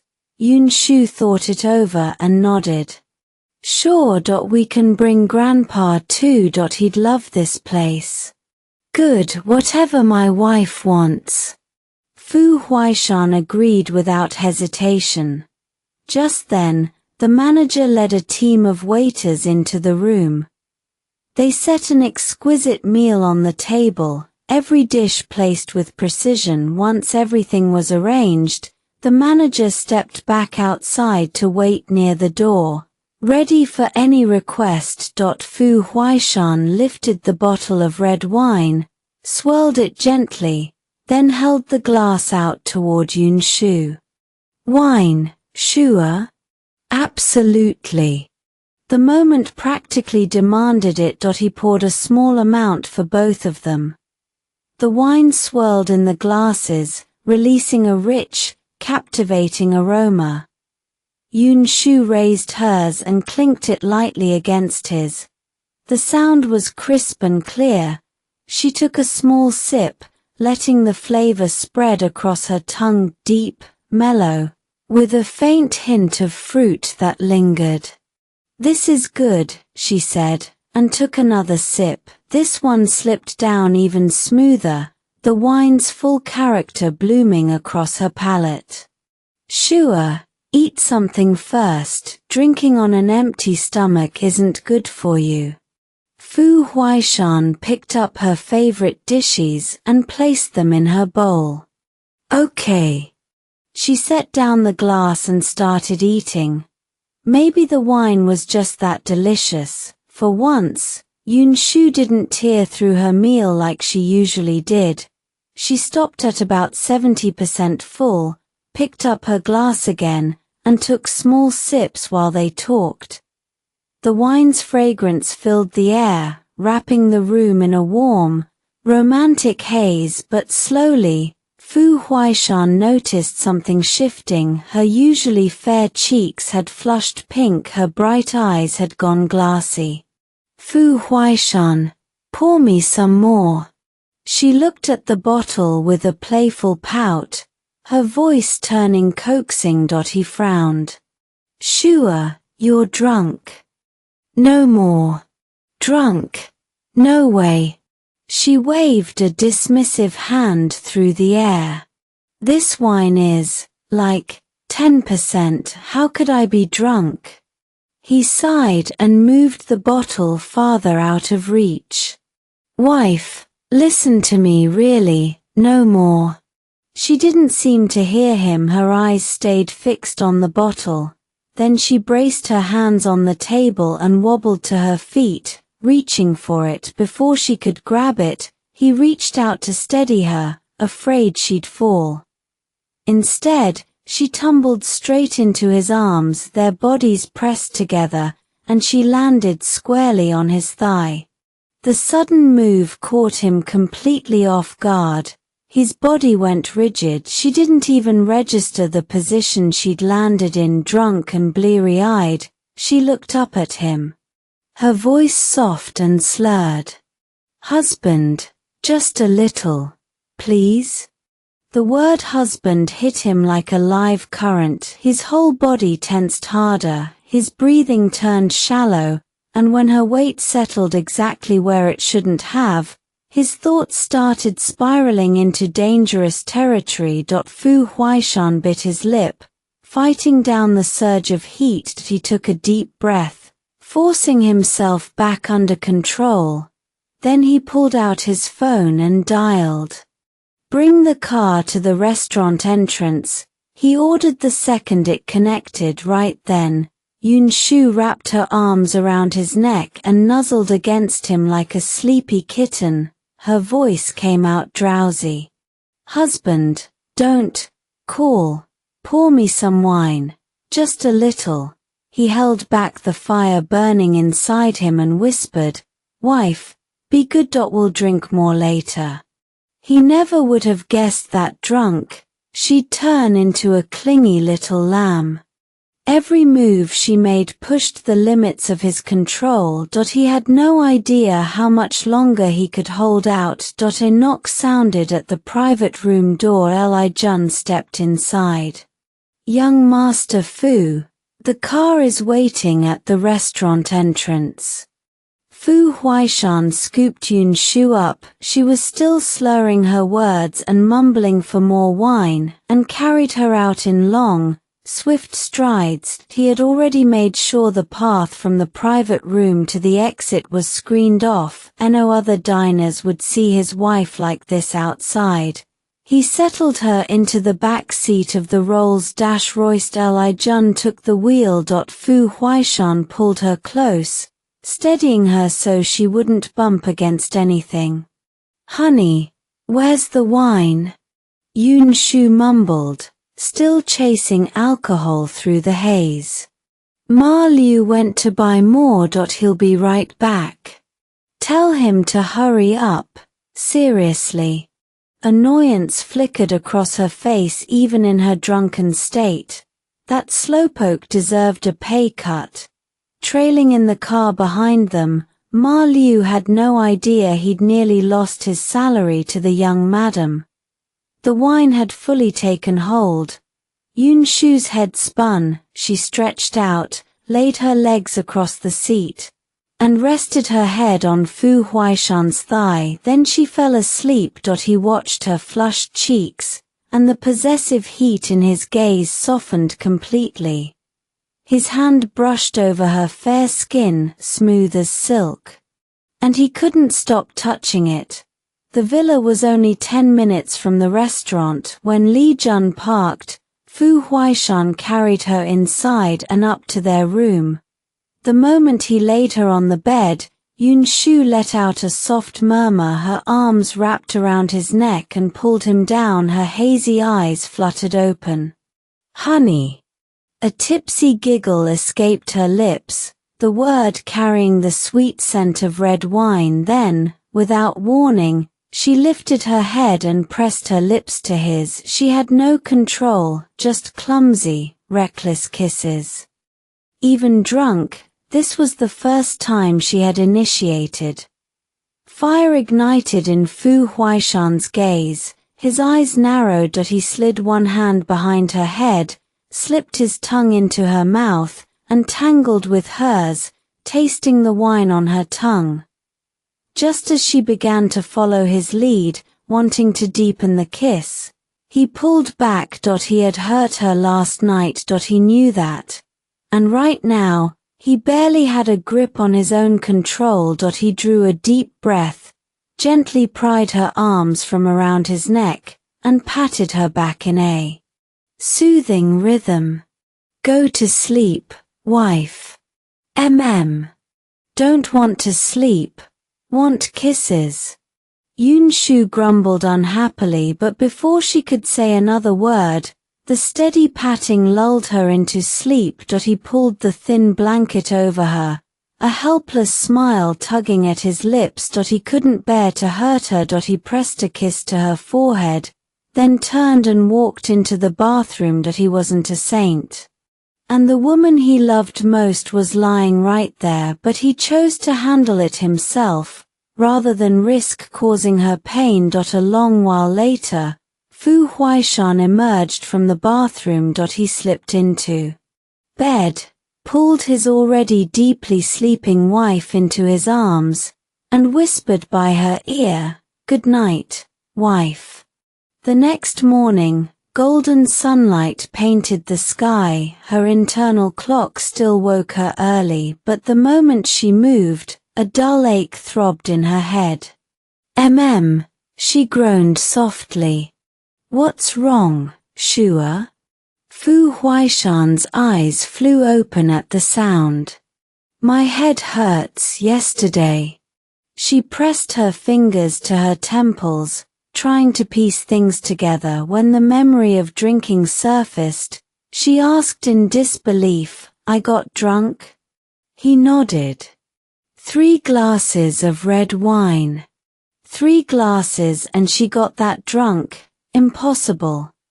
Back in her original world, even hard liquor couldn't do this to her. Now 3 glasses of wine wiped her memory clean. What was going on? Want to sleep a little longer? He reached over and began massaging her temples, easing the pain. No, I should get up. The longer I sleep, the fuzzier I get.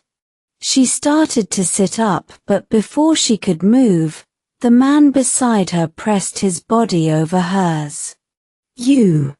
She stared up at his handsome face, unsure what to say. Wife, that's not what you called me last night. His dark eyes were heavy-lidded, his voice thick. Fu Huaishan?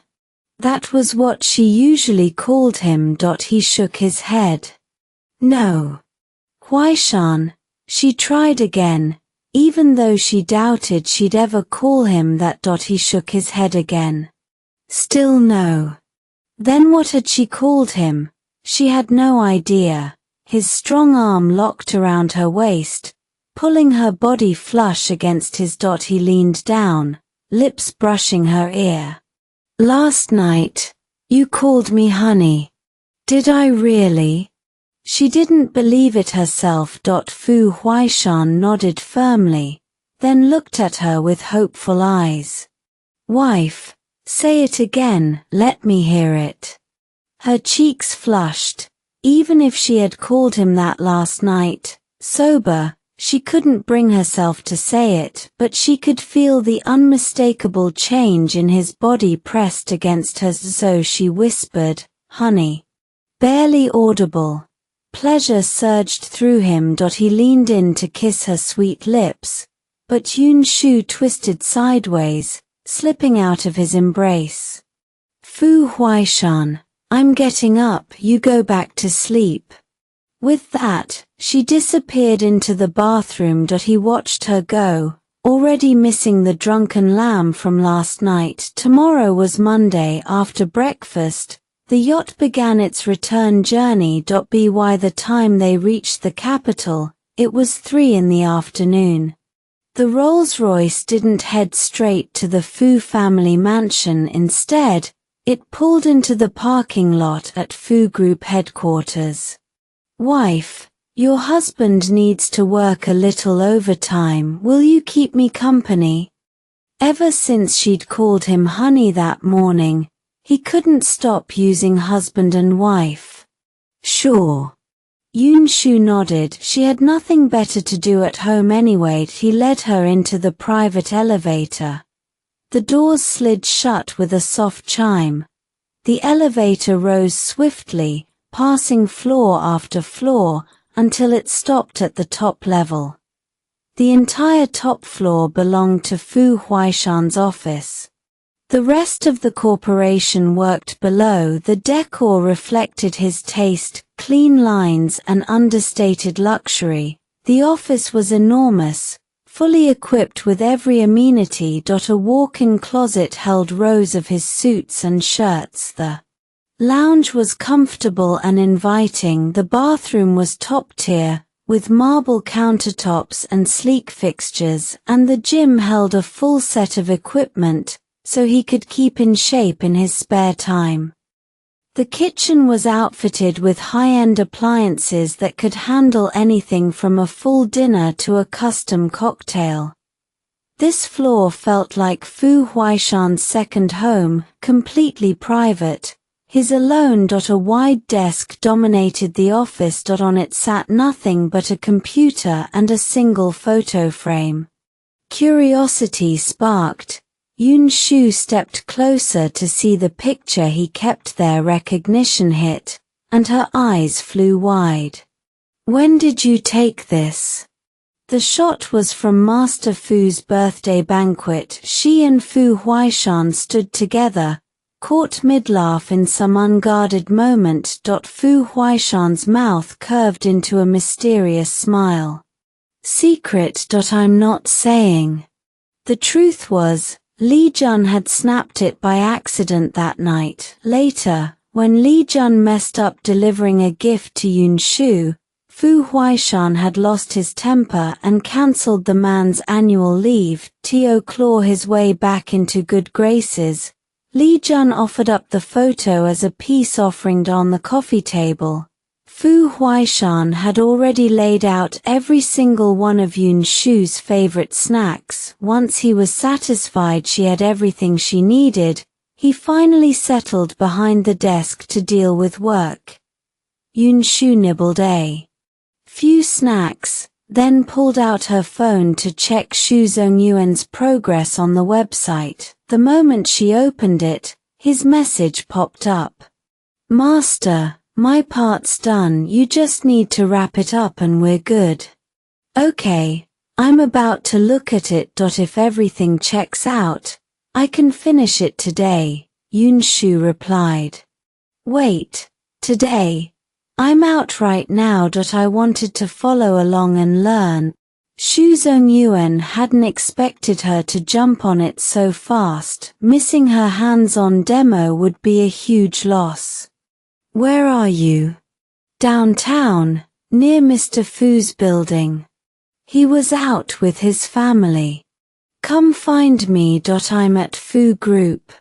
Shu Zongyuan didn't hesitate. Got it.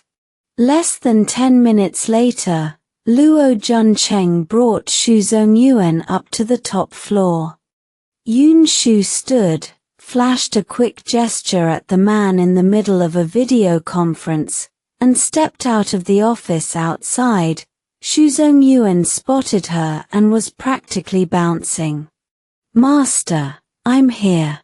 Just setting foot on the top floor of the city's biggest financial conglomerate, he was pretty sure his ancestors' graves were smoking right about now.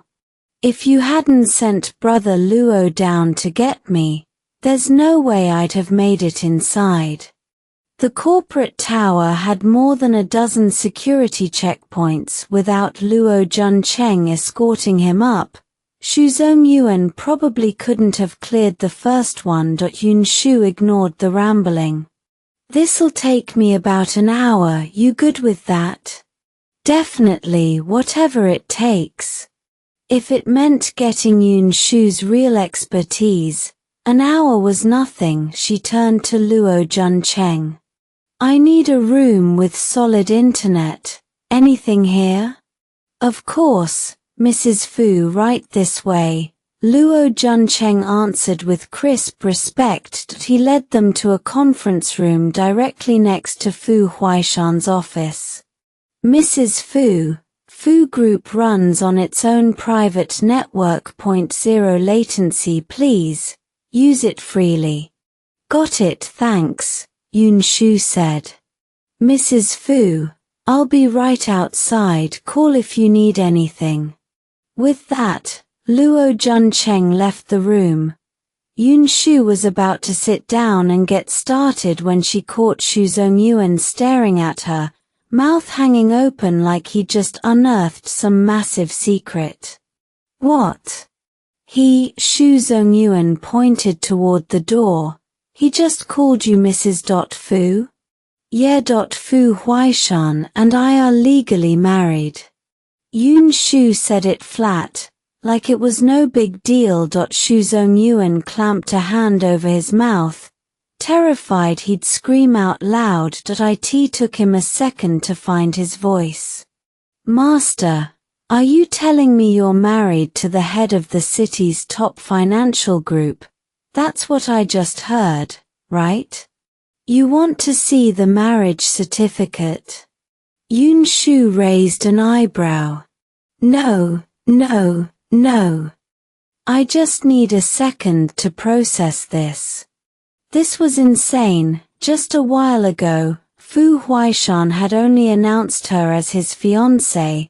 And now he finds out they're already married. The fast ones really do get to taste the world first. But wait, did this mean he'd have to call Fu Huaishan master's husband now? Yun Shu had already flipped open the laptop. Come on, move. Right. Shu Yuan snapped out of it. The original plan was an hour, but with the blazing internet speed and Yun Shu's lightning-fast hands, they wrapped everything up in just 45 minutes. Did you follow all of that? Yun Shu asked Shu Yuan, who stood beside her. He carefully replayed the steps in his head. Yeah, I got it. Good. When you get back, follow my method and add 3 final layers of protection to the website, then it's done. Copy that, Master. I'll do it right, Shu Yuan said with a firm nod. I'm heading back now. Okay. They stepped out of the conference room. Luo Juncheng approached immediately. Mrs. Fu, do you need anything? Yun Shu glanced toward Fu Huaishan's office. Is Fu Huaishan still busy? For a while longer. Yes, young Master Fu is still tied up. All right. I'll see Shu Yuan down. No need to follow. Luo Juncheng handed her Fu Huaishan's personal access card. Mrs. Fu, please take this. Yun Shu took the card and headed for the elevator first. Looking at the office floor that towered above everyone else, Shu Yuan's excitement lit up all over again. Who would have guessed he'd end up as the apprentice to the boss lady of Fu Group? Talk about insane luck. Master, wait up. Shu Yuan shook himself out of it and chased after her. Luo Juncheng had already radioed ahead, so Yun Shu and Shu Yuan moved through the building without a single hitch outside Fu Group. They stood by the curb waiting for Shu Yuan's ride. He kept rambling about how ridiculously lucky he was to have Yun Shu as his master. She tuned him out and was about to wave him off. Just as she opened her mouth to speak, a white Bentley pulled up in front of them. Instinctively, Yun Shu yanked Shu Yuan backward a step. But the car stopped directly in front of them. The Bentley's window rolled down slowly. Inside, Shen Yixuan curved his lips into a sly, wicked smile. His voice came out slightly raspy, thick with teasing. Little you, long time no see. Boom.it was like a thunderclap detonated inside Yun Shu's skull. Her body jolted violently, and she started trembling without control. Her face, delicate and fair, drained to a deathly pale in an instant. No, this wasn't her reaction. The thought sliced through her mind. The fear, the shaking, it was the original owner's lingering memory, raging up from deep inside her. The bone-deep terror the original Yun Shu had felt toward Shen Yixuan. Yun Shu bit down hard on her lip, using the sharp sting of pain to beat back a fear that had nothing to do with her. Beside her, Shu Yuan noticed something was seriously wrong. He stepped directly in front of Yun Shu, blocking her from Shen Yixuan's line of sight with his own body, cutting off all contact. Master, are you all right? Dr. Gao's voice was tight with concern. Yun Shu pulled in a ragged breath and forced the storm inside her to settle.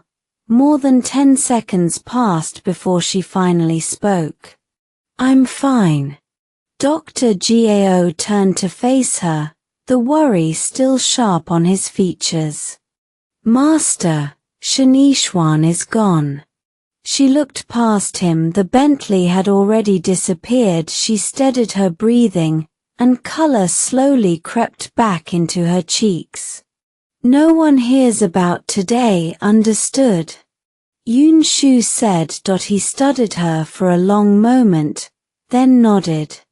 Master, you can trust me, but if you ever need anything, you say the word. After Dr. Gao left, Yun Shu stayed downstairs a while longer before heading back to the top floor. Fu Huaishan had just wrapped up his work. Fu Huaishan, I need to go back to the Yun residence today. I'll spend the night there and come back tomorrow. Is that okay? His expression darkened slightly at the thought of her visiting her family while he'd be home alone, but he respected her choice. Fine. I'll drop you off tomorrow after school. I'll pick you up and bring you home. He took her hand, and they walked together toward the elevator. Yun Shu looked down at his large hand wrapped around hers, her eyes becoming unreadable. When Yun Shu arrived at the Yun residence, the place was empty. The maid said everyone was out.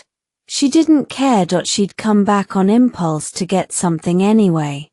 She walked straight into the bedroom and headed for the corner beside the bed. Crouching, she dug through a pile of clutter until her fingers brushed an old, forgotten tin box. The metal was thick with rust, caked in dust, looking even more battered than she remembered. Yun Shu pried it open. A musty smell hit her nose. Inside, there was nothing but a single yellowed notebook. She picked it up and began flipping through the pages. Delicate, graceful handwriting stared back at her. Some of the words had faded, but she could still recognize it as the original owner's script. Page by page, she read on, and the more she read, the heavier her mood grew. By the time she finished, a fine sheen of sweat dotted her forehead. Her hands were trembling slightly. The deep-rooted fear buried in the original owner's heart was clawing its way back to the surface. Yun Shu dragged in a breath and shoved the fear back down hard. Shen Yixuan, your timing couldn't be better. Some debts are long overdue, she muttered. Staring at the notebook, she pulled out her phone and logged into her system with practiced ease.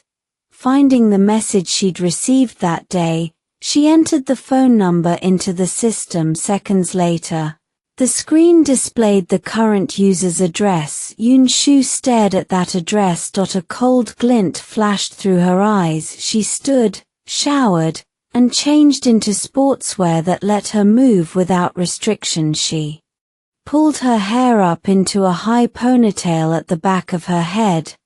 Then her gaze landed on the backpack she'd carried all the way here, the one still covered in insulting graffiti. Yun Shu slung the bag over her shoulder, picked up the yellowed notebook, and walked out of the Yun residence.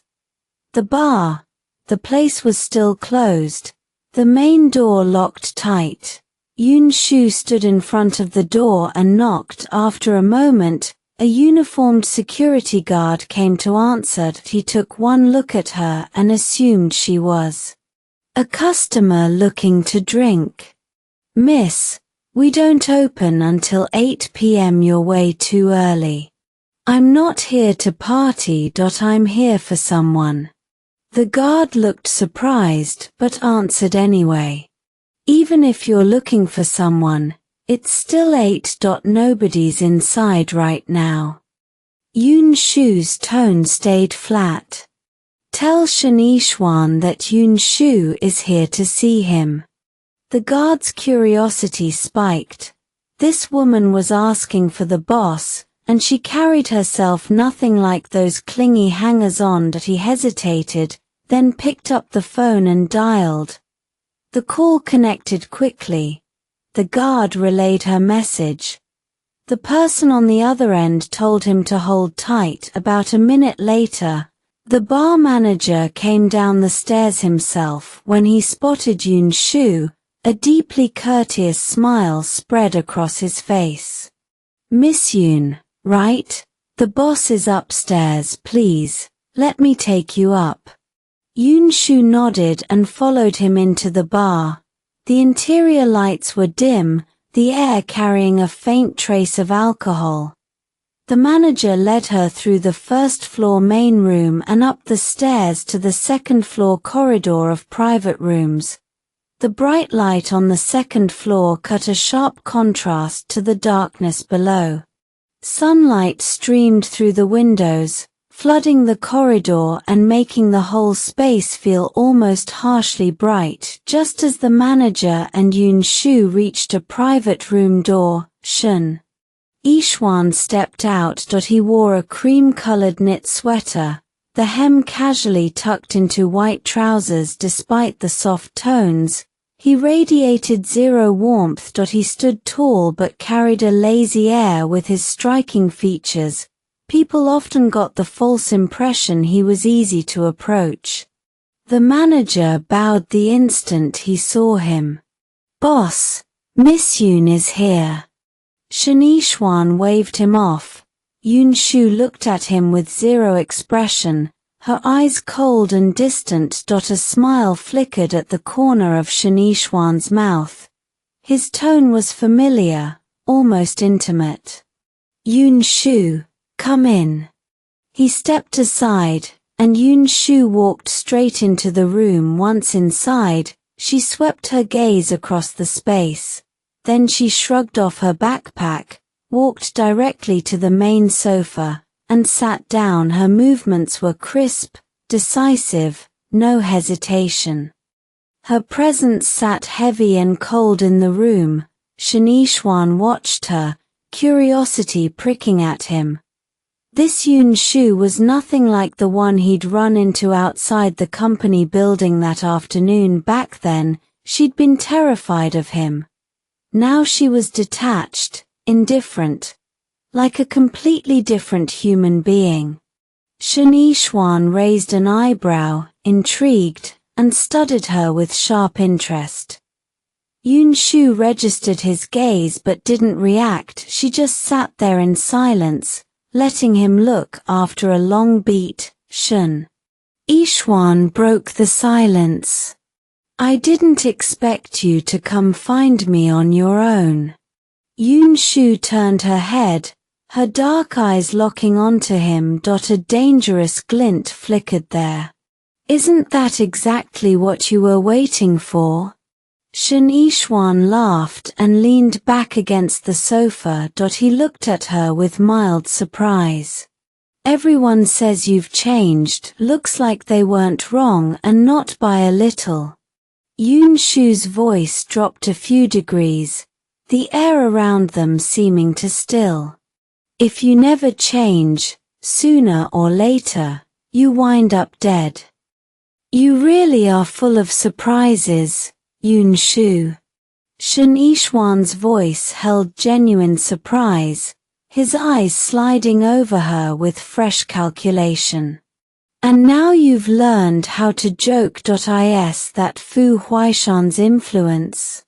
A faint, knowing smile touched his lips, but the moment the name Fu Huaishan left his mouth, the light in his eyes turned to ice. Yun Shu's expression didn't shift. It stayed completely flat. "Still, Yun Shu, don't you think you owe me an explanation? How exactly did you end up as Fu Huaishan's fiancé?" Shen Yixuan rose to his feet. His tall frame swallowed the dim light, casting a shadow that pressed down on her.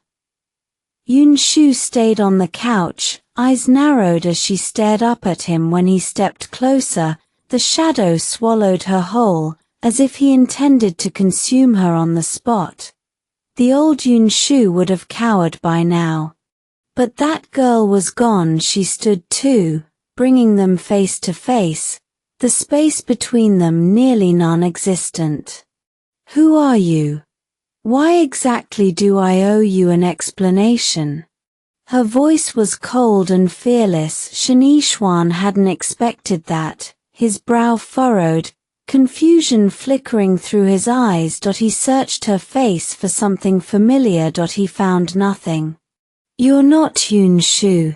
His voice shot up, and his hand lunged for her throat. She was faster. She sidestepped, quick as a reflex, and slammed her fist into his arm. The force was brutal. His arm went numb and he yanked it back. That's right. I'm not Yun Shu. Because the weak, pathetic Yun Shu is dead. Her voice dripped with bloodlust. Shen Yixuan narrowed his eyes, studying her for a moment. He couldn't tell if it was a lie. Yun Shu grabbed her bag from the couch and hurled it at him. He caught it on instinct, but then he saw what was written on it, and his face went dark. The bag was covered in insults.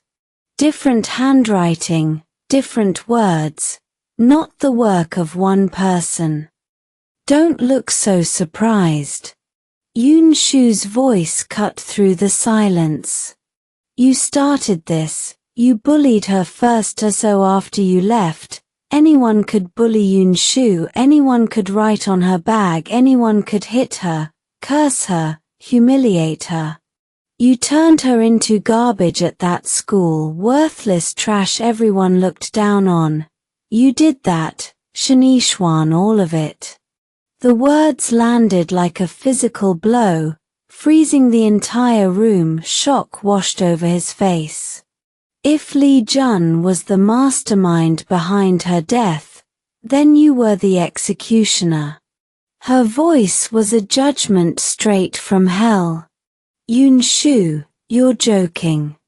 A crack opened in his composure, but he forced it back into that arrogant smirk. You think this is funny? Her face stayed stone cold, her eyes like frozen stars drilling into him. Her voice was calm, but it carried an ocean of rage and bitterness. Because of your bullying, she lived every day in pain, wishing she was dead. I thought your leaving would be the start of her escape from hell. Instead, it was just the entrance to another one. Each word was a blade, stabbing straight into his heart. His face drained of color. He looked like he was about to shatter. If you still think it's funny, then look at this. She ripped a yellowed notebook from her bag and slammed it into his chest. He caught it. He stared at the worn cover. His hands wouldn't move. Shen Yixuan, you were her disaster. Her hands clenched into fists at her sides. She wanted to hit him again, more than once, but every time, the emotions the original Yun Shu had left behind held her back. She couldn't stand to look at him any longer. She turned and walked out. Outside the club, night had fallen. Neon lights flickered along the street. Yun Shu stopped and looked up at the empty sky. Her heart was a storm, anger, hatred, and something else. A strange sense of release. Everything you wanted to say, everything you wanted to do, I did it for you. This is the first time and the last. Her voice was flat. From now on, you will never control me again. In the private room, Shen Yixuan held the yellowed notebook. He couldn't bring himself to open it. Everything she'd just said played on a loop in his head. Finally, to prove he wasn't the disaster she'd called him, he flipped it open. March the 5th. Today I saw Shen Yixuan in the multimedia room. The legendary school bully. He seemed really sad. I was sad too, because I was afraid to go home. March the 9th. I saw Shen Yixuan in the multimedia room again, but he caught me today. He asked my name. I didn't dare not tell him. March the 11th. Shen Yixuan pulled my hair today. It hurt so much, but I didn't dare say anything. I was scared he'd hit me. Yesterday he choked me. April the 9th. I had a high fever today and didn't go to school. Yesterday Shen Yixuan threw me in the school pool and made me stay there for a long time. I wish I could stay sick forever. Then he wouldn't bully me. April the 11th. Today I accidentally heard Shen Yixuan on the phone that he was saying something about his brother's death not being his fault. Then he threw his phone at me, and it hit my eye tonight. I can't see very well out of it. June the 19th. Shen Yixuan gave me a bag. He said it was his symbol and I had to carry it every day or he'd kill me. He hit me today too, because at first I was too scared to take it.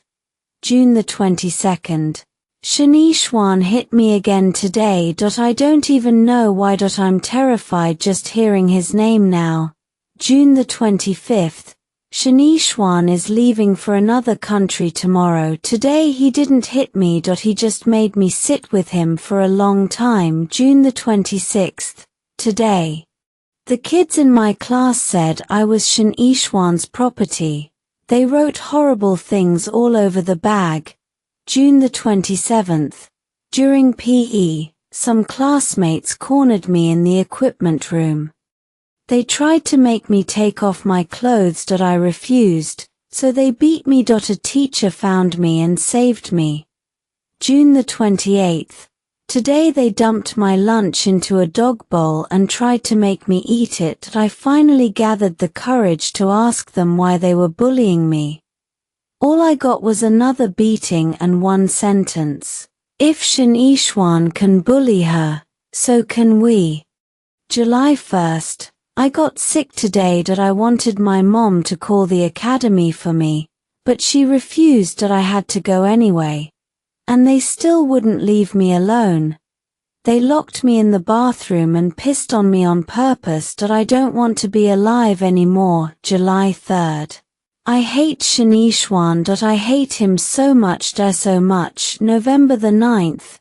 The seniors finally graduated. Nobody will hit me or shove me around anymore. I just wonder if these marks will ever fade. November the 15th. Everyone at school calls me a loser, an idiot. I never talk back. I am too scared they'll come after me the way the others did. November the 17th. I don't want to carry that backpack Shen Yixuan gave me anymore. But I'm afraid he really does have people watching me. I want to throw that backpack straight in his face. Shen Yixuan turned the pages, his breathing shallow. The thin little notebook weighed 1,000 pounds. He closed it, fingers locked around the cover. Yun Shu, trapped in a bathroom by a pack of boys and girls. A girl with electric blue hair grabbed her ponytail and smashed her face into the tile. I heard she's with Shen Yixuan every day. She's definitely already slept with him. Shameless bitch. If young Master Shen already had you, why can't we? Stop pretending. Between the razor-sharp laughter and the filth they spat at her, Yun Shu curled on the floor, arms wrapped around her head, trembling. Her uniform was stamped with footprints and soaked in grey water.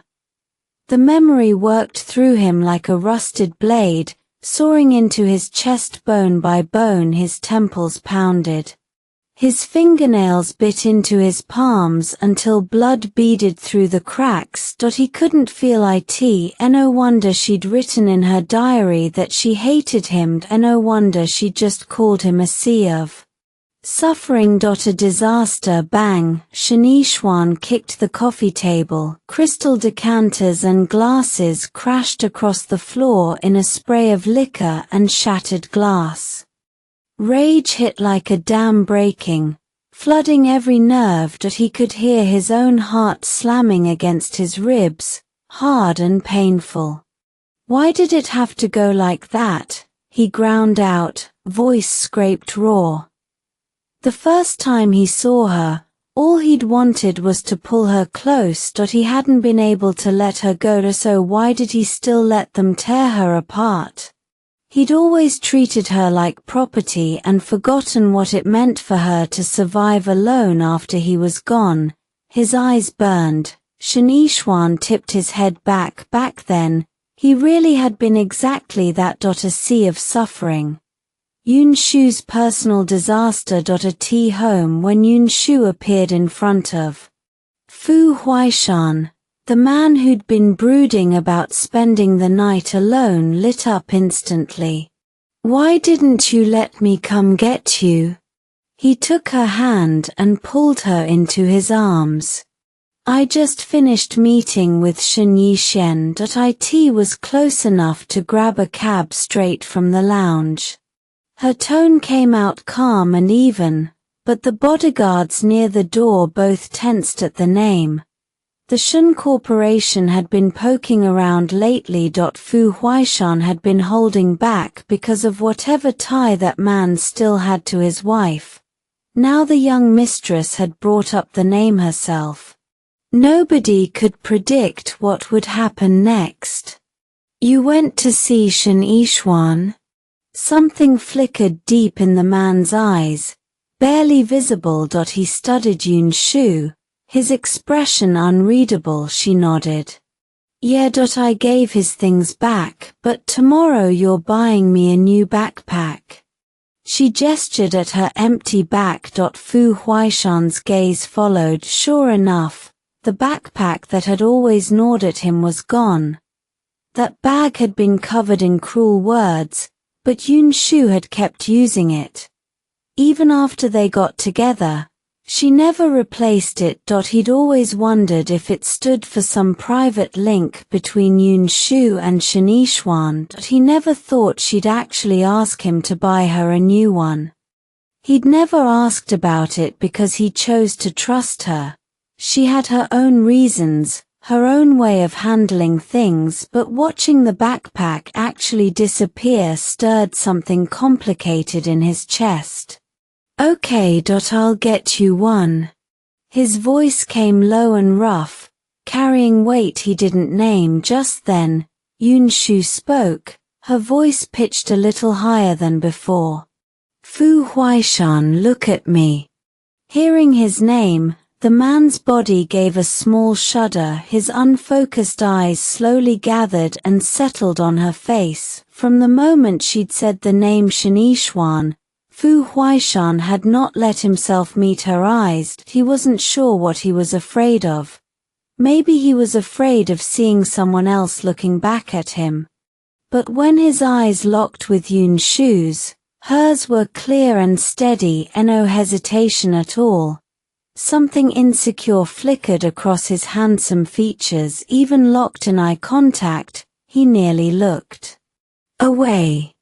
"Fu Huaishan, Shen Yixuan isn't anyone to me. He was just a disaster for the old Yun Shu.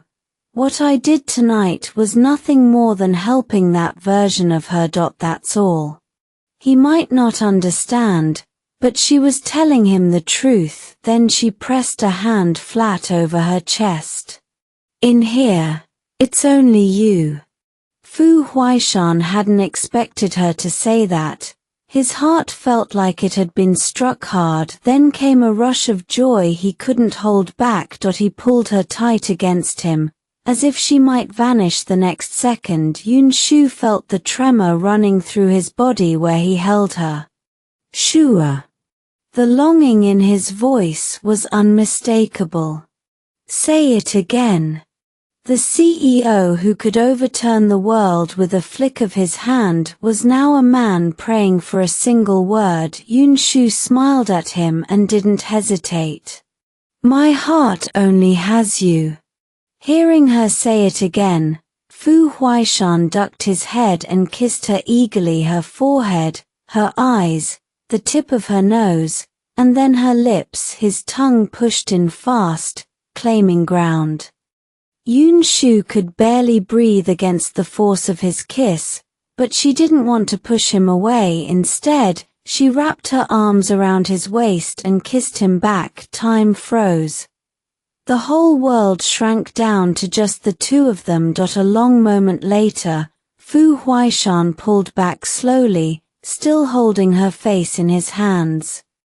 His eyes went heavy-lidded, dark with nothing but love and pure adoration. "Wife, I love you." For the first time, Yun Shu truly understood what it meant to be loved like that. The sweetness flooded her chest, dizzying and inescapable, pulling her under until she didn't want to surface in the study. Fu Huaishan stood tall and imposing before the floor-to-ceiling windows, lamplight carving shadows across the cold, perfect lines of his profile. His eyes stayed locked on the view outside. He said nothing. Li Jun stood in silence behind him, waiting. A lit cigarette dangled between Fu Huaishan's fingers, smoke curling upward into the stillness. The second he replayed what his wife had said earlier, the ice in his gaze thawed in an instant. Then that softness twisted, sharpening into something lethal. No special treatment. Do what needs to be done to Shen Corporation. He crushed the cigarette, the ember flaring once against the darkness. A cold smile tugged at the corner of his mouth. Yes, young master. Li Jun gave a respectful nod and left the study. Fu Huaishan checked the time. Yun Shu would be asleep by now. He showered in the study's bathroom, scrubbing the smoke from his skin. Then he moved into the bedroom on silent feet. The overhead lights were off, only the bedside lamp casting a soft, warm glow. He undressed and slipped carefully under the covers. When he reached out to pull Yun Shu into his arms, his hand met something unexpected. The texture sent a shock through his system. Wife. His voice cracked with uncertainty. Yun Shu heard him and slowly poked her head out from beneath the blanket. Just her head. Her eyes shimmered with amusement as she watched him in silence. Fu Huaishan's gaze dropped to her flushed cheeks, pink with shyness. He swallowed hard. Heat slammed through him, leaving his mouth bone dry. Yun Shu noticed he was just staring, not reacting the way she'd imagined. A prickle of nerves crawled up her spine. She forced down her embarrassment, reached out one bare, pale arm, and brushed her fingers against his cheek. Husband, what's wrong? She'd read online that couples should surprise each other once in a while, but Fu Huaishan just kept staring. Nothing. Maybe she really should have bought the sexy lingerie. She was still mentally cataloguing the flaws in her plan when the silent man finally snapped out of his daze. He seized her small hand, the one grazing his cheek, his grip so tight it felt like he wanted to crush her right into his own body. His voice came out hoarse, thick with barely leashed hunger. He locked eyes with her. Wife, do you know what you're doing? His gaze had been cool before. Now it burned crimson, blazing like a wildfire. Yun Shu nodded. I do. She delivered it seriously. But judging by your face, it didn't really work. At that, Fu Huaishan's lips curved into a wide smile. He leaned in, his whisper brushing hot against her ear. Wife, did I ever tell you something? Yun Shu blinked at him, confused. Why was he bringing this up now? What? His voice dropped even lower, rough with intimacy. Even without any of this, one blink from you, just one, and I'm already losing my mind. The words had barely left his mouth before the crimson in his eyes exploded into full flame. Fu Huaishan flipped her, pinning her beneath him, his body caging hers with raw possession. Cool kisses fell against her skin like scattered rain, each one a spark igniting every nerve in her body. Yun Shu trembled uncontrollably. His heat and hunger crashed into her like a tidal wave. The truth was, Yun Shu's plan hadn't failed. It had worked too damn well. The second his hand had touched her bare skin, his entire body had seized up as if she'd cast a spell. This was only their second time being intimate since they'd signed the marriage papers. Unlike the first time, all awkwardness and shy hesitation, Yun Shu got completely swept away by Fu Huaishan's passion, so swept away that they didn't stop until daybreak. "Wife." His voice sounded beside her ear, his large hand gently stroking her flushed cheek. Seeing her too exhausted to even open her eyes, Fu Huaishan's chest swelled with aching tenderness. He went to the bathroom, filled a basin with warm water, and wet a towel. Returning to the bedside, he cleaned her body with slow, careful hands. He'd held back as much as he could tonight, but he still didn't want Yun Shu feeling any discomfort tomorrow. He grabbed the ointment, applied it lightly to any place that might ache, then carefully dressed her in clean pajamas. Every movement was meticulous. When everything was taken care of, Fu Huaishan finally allowed himself to relax. He climbed into bed and fell asleep beside her. The next morning, Yun Shu woke up close to 9. Monday. Her first class wasn't until 10, but she was still running late. She scrambled out of bed, yanking on her clothes. Just as she was about to dash to the bathroom, Fu Huaishan pushed the door open. "Wife, you're up." He had his phone in one hand, like he'd just wrapped up a call. "I'm going to be late," Yun Shu said, anxiety spiking as she headed for the bathroom. Fu Huaishan fell into step right behind her. "Don't rush. I'll drive you." As he spoke, he handed her a toothbrush already loaded with toothpaste and set down a cup filled with warm water. "Okay." Yun Shu took them and started brushing. She moved fast, from getting out of bed to finishing her morning routine and being ready to walk out the door. The whole thing took less than 10 minutes. Breakfast happened in the car. Rushed as it was, Fu Huaishan made sure she ate well. The Rolls-Royce pulled up directly in front of the classroom building. By the time Yun Shu walked into the lecture hall, there were still over 10 minutes before class. "Boss, why are you so late today? You look like you didn't sleep well." Ji Hongshuan's voice carried a note of worry. Yun Shu shook her head. "It's nothing. I was just up late last night. Took me a minute to get moving this morning." "Oh, make sure you nap at lunch then," he said. "Amham, got it," Yun Shu said. Sun Haochen noticed the old backpack was gone. "Hey, boss, did you switch backpacks today?" "Yeah, I swapped it out, the old one's history." "That's what I'm talking about. Should have ditched that thing ages ago. This one actually fits you." She deserved a high-end designer bag, not some cheap slap in the face. Sun Haochen pulled out his phone and opened the school's website. The latest announcement was already on the homepage. "Boss, look. Muyun got written up. School-wide demerit and an official warning." Yun Shu took the phone and scanned the notice. She hadn't expected the administration to move that fast. As for Mu Yun, she couldn't even be bothered anymore. The girl wasn't in her league, too childish. "Oh, did you work on the site last night?" She handed the phone back. "Yeah, almost done. Just the final security layer and it's locked tight." "Good, let me know when you wrap it up."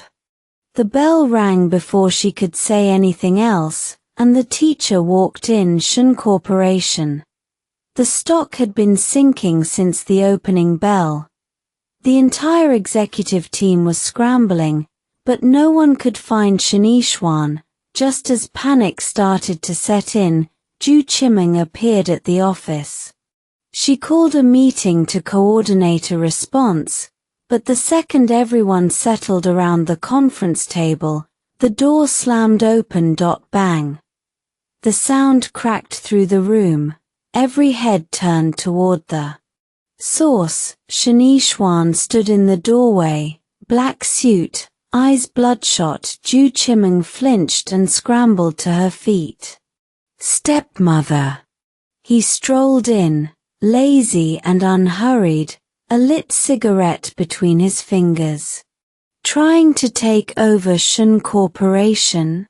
The image of him like that terrified her, but she forced herself to hold her ground. Shen Yixuan, what nonsense are you spouting? The company's been struggling since this morning, and no one could track you down. I had to step up. He let out a laugh that never touched his eyes. You, step up how? Don't forget. You're only good at stealing other women's husbands. Running a business, that's not your skill set. The words landed like a blade. Every executive in the room immediately dropped their gaze, pretending they hadn't heard a thing. Shen Yixuan, I have a marriage certificate with your father. I'm not a mistress. The husband-stealing accusation made her backpedal, panic leaking into her voice, but he kept pressing, like he was enjoying it. You're legitimate now, but back then, you know what you were. She jabbed a trembling finger at him, unable to form another word. He didn't care. He walked to the head of the table, dropped into the chair, and crossed his legs. Zhu Qimeng, the old man's dead. Your shield is gone. Stop showing your face around me, and maybe I'll let you hang around a little longer. The cigarette butt flicked from his fingers and landed right at her feet. She jumped back several steps. I knew you were behind what happened to your father. You just admitted it, didn't you? Admitted it? Shen Yixuan looked genuinely amused. He glanced at the executives below. Did any of you hear me admit anything? Zhu Qimeng looked at them with desperate eyes, hope drained from her face. A full minute passed. Not a single person said a word. You're all disgusting, she screamed at them. Honestly, she couldn't blame them. They were just employees. Nobody wanted to stick their neck out over a family feud and risk their career. Enough. Shen Yixuan's tone flipped in an instant. Take the little madam back and keep her comfortable. If she comes out again trying to play boss, you're all fired. Yes, sir. The bodyguards in black suits strode through the door, grabbed Zhu Qimeng by both arms, and started dragging her out. Let go of me. Shen Yixuan, are you trying to put me under house arrest? Let go, let me go. No matter how hard she struggled, the guards hauled her out. The conference room door swung shut again. Shen Yixuan faced the room and made his announcement. As of today, Shen Corporation will partner with the Xie family of the United States. Get the cooperation details ready. A jolt of excitement shot through the executives. The Xie family, pillars of Wall Street. They dominated the financial world for a century. When Shen Yixuan had announced the end of their partnership with Fu Corporation, everyone feared Shen Corporation would take a massive hit. But this changed everything. If they could lock in a deal with the Xie family, Shen Corporation might actually stand a chance against Fu. Brilliant move, Chairman Shen.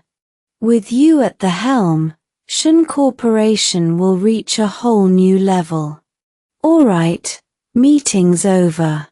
He had zero time for their flattery. Shen Yixuan stood and walked out, leaving a dozen more compliments frozen on their tongues. An abandoned warehouse on the outskirts of the city. Shen Yixuan came straight here after leaving Shen Corporation. 4 bodyguards in black stood watch outside. Boss, everyone's been brought in. The lead guard reported that he gave a curt nod and strode inside. The warehouse was packed with garbage and debris. A row of men and women knelt on the filthy floor, hands tied behind their backs, black blindfolds covering their eyes. 22 of them. Every single person who'd bullied Yun Shu after he'd gone abroad. The sound of footsteps. They squirmed and shifted nervously. Who the hell are you? Why did you drag us here? One of the bound men spoke, his voice trembling with fear. The guards placed a chair for Shen Yixuan. He sat, crossed his legs, and lit another cigarette. After a long drag, he flicked his hand. The guards ripped off the blindfolds. The sudden light stabbed their eyes. They blinked frantically, struggling to make out who had taken them. When their vision cleared and they saw his face, shock hit every one of them. Shen. Young Master Shen. The man who'd spoken earlier was Li Jun back in school. He'd tried to worm his way into Shen Yixuan's crowd, but Shen Yixuan had never given him the time of day. Young Master Shen, when did you get back? Li Jun tried to close the distance, his voice syrupy with fake familiarity, and no one else dared to speak. They still had no idea what his game was. You.li something, right? Shen Yixuan's gaze landed on the man directly in front of him. Li Jun straightened, a surge of hope sparking through his chest. The small talk earlier must have landed. Li Jun, young Master Shen. You remember me, don't you? I treated you to drinks a few times before. Oh right, you. A cold flicker of recognition crossed Shen Yixuan's face. His eyes shifted, landing on the short-haired girl next in line. Class 3. Name.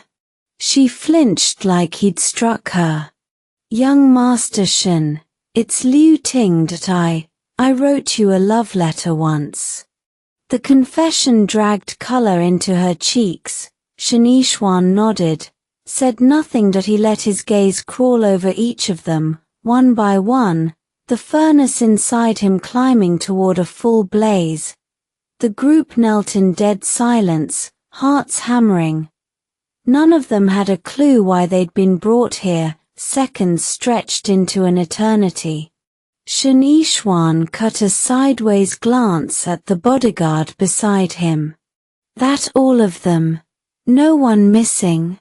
All here, boss, every single one. Then let's not waste time. He crushed his cigarette underfoot and straightened, settling his shoulders like a man settling into a show. Yes, sir. A dozen men in black moved in. Wait, young Master Shen, what is this about? Li Jun scrambled forward on his knees and got a boot to the ribs for the effort, flat on the ground before he could blink. Young Master Shen, what did we do? This is illegal. Shen Yixuan, I'll sue. The protests erupted in a frantic burst, but Shen Yixuan offered no explanation. The bodyguards surged forward, and within seconds the warehouse dissolved into a chorus of screaming. In a hotel near the school, Yun Shu had shown up first thing that morning under the pretense of going to class. The one person she had been trying and failing to reach, Yuan, had finally called her himself and told her to meet him. She had planned on making him wait, her anger still fresh, but she knew the school disciplinary notice was coming today, and she could not stomach the humiliation of being there when it did so she came. Shu Zongyuan had just finished with her. She was in the bathroom now, the shower running. He lay back against the pillows, cigarette trailing smoke toward the ceiling. When she stepped out, the acrid haze hit her nose. She grimaced and fanned the air in front of her face. Shu Zongyuan took amused note of her irritation and deliberately pulled in another long drag.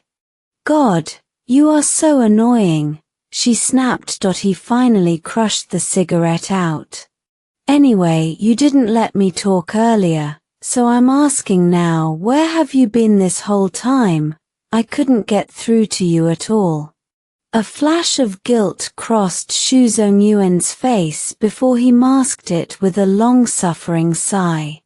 "My mom locked me into some exam prep, studying from dawn till midnight. No phone. The second I finished and got it back, I called you." He pulled her into his arms. "Really?" She didn't sound convinced. His hand shot up in oath. "I swear. If I'm lying to my baby, may I?" She pressed her palm to his mouth. "Fine. I believe you. Don't say things like that." Relieved that she'd bought it, he peppered her cheek with kisses and let his hands wander. He was about to pull her back into bed when she pushed him away. Her expression tightened into something serious. "Zongyuan. I need to tell you something." He waved it off. "Later. We've got all day. I wasn't planning on going anywhere." He tried again. She pushed him away again. "Can you just listen to me for 1 minute?" The look on her face made him stop. "All right. I'm listening. Go ahead." A shy smile curved her lips. "I'm pregnant." His expression turned to ice. "You're what?" He was sure he had misheard. "I'm pregnant. Almost 2 months. I went to the hospital yesterday. The doctor said the baby's healthy." She got up and fished the test report from her bag. Shu Zongyuan stared at the grainy black and white image, and only one thought screamed through his head. This baby has to go. And he was done touching Yun Shu. This thing between them was over. She had had her hooks in him from the start. Now, with a kid, she would bleed him dry. If this ever got out and his family caught wind of it, he was finished. "Zongyuan, why aren't you saying anything?" He snapped back into character and cleared his throat. "Happy. Of course I'm happy. This is the fruit of our love. I'm just overwhelmed." No, he could not let her weaponize this pregnancy, but getting her to willingly get rid of it was not going to happen. He would have to trick her. His mind was made up. Yun Shu relaxed at his words, already imagining herself married into the Shu family. Her smile turned radiant. "So, when are you taking me to meet your parents? After 3 months I'll start showing that I won't look good in a wedding dress." She stroked her stomach, picturing herself in white. "Baby, listen. This news is incredible. Let me go home and tell my parents first. Let them get everything ready. Then we'll set up a meeting between both families, all right?" Reading his response as a sign of responsibility, Yun Shu didn't press. "Fine, but hurry. The baby and I will be waiting." She leaned in and kissed his cheek. Shu Zongyuan felt nothing. After school that afternoon, Fu Huaishan came to pick Yun Shu up himself. She was heading down the stairs when she spotted his tall frame. He was waiting for her at the base of the teaching building, completely exposed. "What are you doing waiting down here?" she asked, walking toward him as envious stares and a few open-mouthed looks tracked her every step. He gave her a slow, fond smile. I wanted to be the first thing you saw. He took her backpack off her shoulder, his fingers brushing hers, his hand closed around hers, and they walked together toward the parking lot, down the tree-lined path.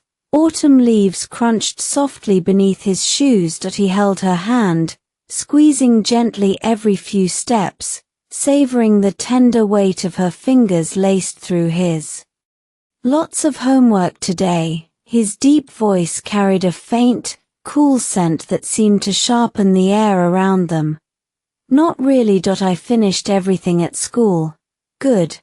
Then I'll take you somewhere soon. Okay. Yun Shu didn't ask for details. Gasps rippled through the students lining both sides of the road. Girls stopped mid-step to stare. Whispers tangled with the click of camera shutters, threading through the breeze. A few bold ones raised their phones to snap pictures, but the second they caught Fu Huaishan's icy glare, they clutched their devices and turned away. Not one of them could hold his gaze. The Rolls-Royce glided out of the school gate. Just as the car was about to turn, a white Bentley cut in ahead, blocking the path. The driver hit the brakes. The speed was low, so neither passenger felt more than a gentle dip through the window.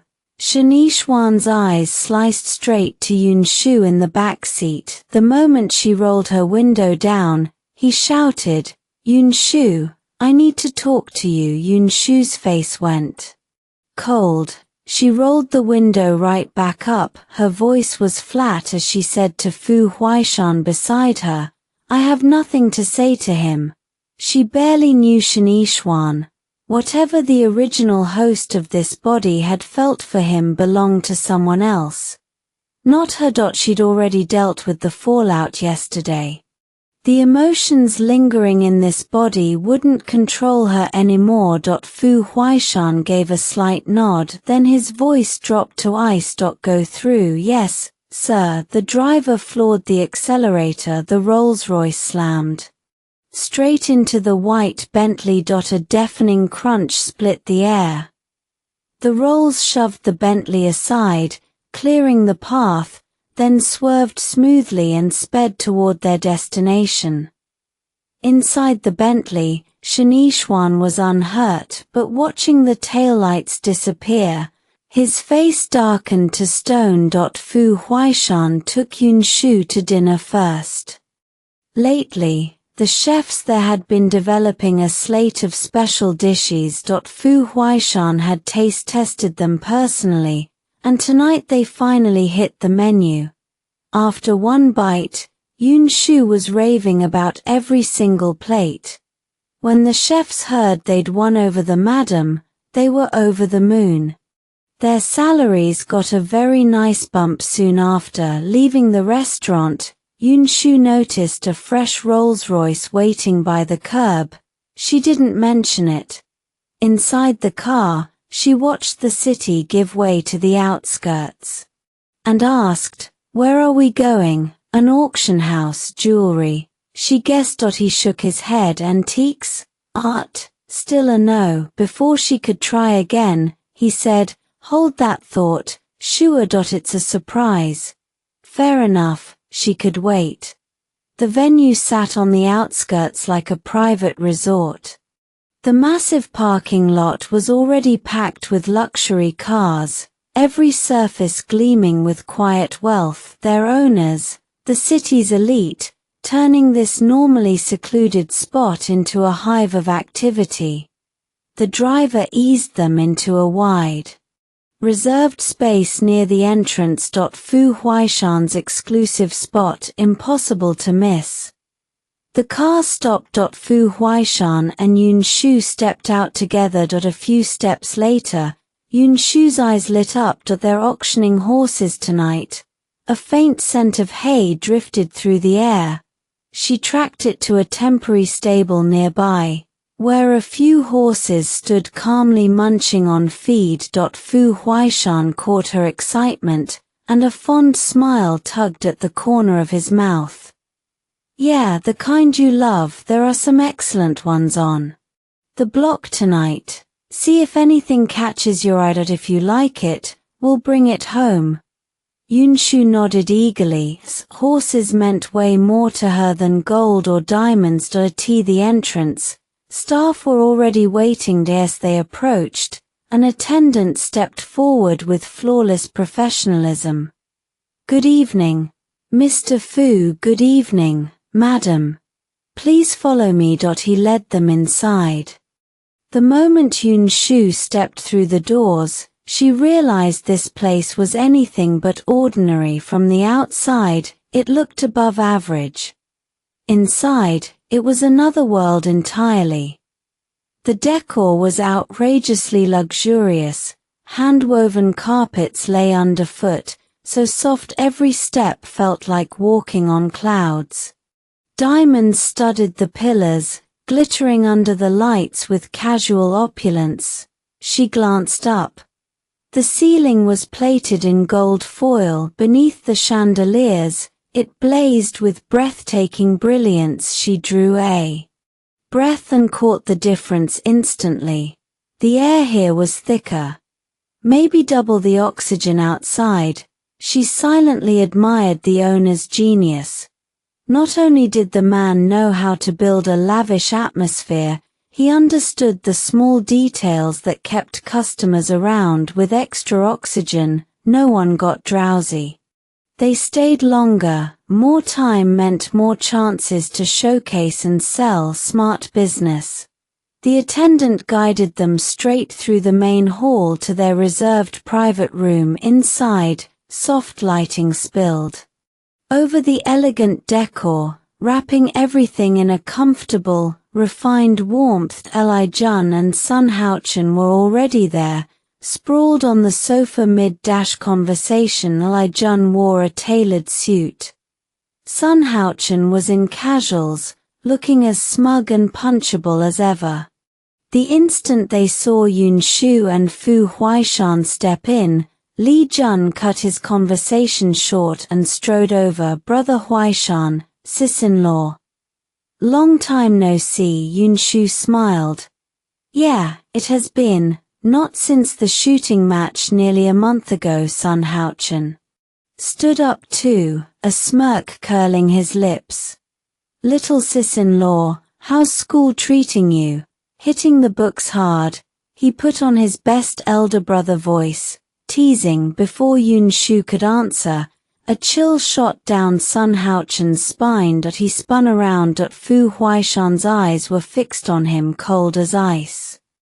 Fu Huaishan knew instantly he'd crossed the wrong line. His grin froze, then vanished as he straightened up fast. Hey, why? I was just messing with your girl. Don't be mad, okay? Shen Yixuan shook his head. You never learn. Every time Huai cuts you some slack, you go looking for trouble. By now, he was used to Ji Hongshuan's self-destructive streak. They took their seats. An attendant brought out fresh fruit and tea. After a few minutes of small talk, the auction began. The venue was arranged with the stage at center. Bidders sat in curved rows around it, and Fu Huaishan's private booth overlooked the viewing platform. Perfect sightlines, no distractions, and definitely not cheap chiming. I hear there's an antique necklace on the block tonight. Stunning piece. How about we get my man Huai to loosen up that wallet a bit? Ji Hongxian winked at Ju Chiming. If I like it, I'll buy it myself. Your Huai doesn't have a dime right now. Ju Chiming shrugged. She wasn't joking. Over dinner, Fu Huaishan had told her he'd transferred all his assets into her name, hers alone. No way, Huai is broke? Ji Hongxian didn't believe that for a second. Fu Huaishan watched Ju Chiming's profile and let a soft, adoring smile cross his face. My wife is right. All my money is with her. I'm broke now. Come on, Huai. You can't be. Ji Hongxian started to argue on instinct, but Shen Wanzhong raised a hand, cutting him off. Wait. Why? Did I just hear you right? You said wife? Old Shen, I told you, you're out of touch. Couples throw around husband and wife all the time now. Why are you so? Zhu Qimeng pulled her gaze away from the auction stage and looked straight at Shen Wanzhong and Ji Hongxian, her expression dead serious. We got the marriage certificate. Is my husband. Those simple words, dropped so casually, nearly knocked their jaws to the floor. That's right. I'm her husband, and she's my wife. Fu Huaishan backed her up without missing a beat. Shen Wanzhong recovered first. He raised his teacup toward them both. Congratulations. Why congratulations, sister-in-law? He put weight on those last two words. Thanks. Zhu Qimeng lifted her cup in return. Fu Huaishan gave a slight nod and draped his arm over the back of Zhu Qimeng's chair, his whole posture radiating one clear message. She's mine. Ji Hongxian finally caught up. Why, you keep quiet and then you drop a bomb like that. You barely dated, and now you're married? I take back everything I said about you ending up a monk. He looked like a man who'd just been handed a death sentence. The second word of Fu Huaishan's marriage got out, his own mother would start blowing up his phone. Again. He'd barely clawed his way out of the arranged dating trap. Now this, married, life was just cruel. They chatted and joked through the opening performances and dances, then the real auction started. A male host in a tailored suit stepped onto the stage. After a brief introduction, he announced the first LOTN attendant in a high slit. Chipao carried up a tray draped in red velvet, set it carefully on the display stand, and stepped back. The host described the item. The attendant lifted the velvet cloth, revealing a goblet encrusted with multicolored gems. Spotlights hit the piece, and the crowd gasped. Wow, look, the cup changes color in the light. Yeah, the host said it's an artifact from ancient Egypt. But the price won't be cheap. Murmurs rippled through the room as the host announced, our first lot, the multicolored antique goblet, opens with a starting bid of. He paused, letting the eager eyes soak it in. 5 million. Reasonable enough. The bidding began. Inside the private booth, Fu Huaishan and Shen Wanzhong drank tea and talked business. Zhu Qimeng stepped out onto the balcony with Ji Hongxian to watch the action. Ji Hongxian sneered at the frantic bidders below. Desperate much? The good stuff comes later, doesn't it? He had a point. Auctions usually start with smaller items and save the best for last, sometimes not even for public bidding, just for VIPs. If nobody bids, the atmosphere dies. Half these people are shills. Zhu Qimeng glanced down twice, then turned back for a sip of tea. Ji Hongxian frowned. Qimeng, this auction house has a solid reputation. They wouldn't do that. See that couple in the third row, the guy in the first row, those two girls in the fourth row, the guy and girl in the fifth row. Watch. Every time someone else raises a paddle, they follow right after. Zhu Qimeng sipped her tea slowly, her tone calm. Ji Hongxian looked. She was right.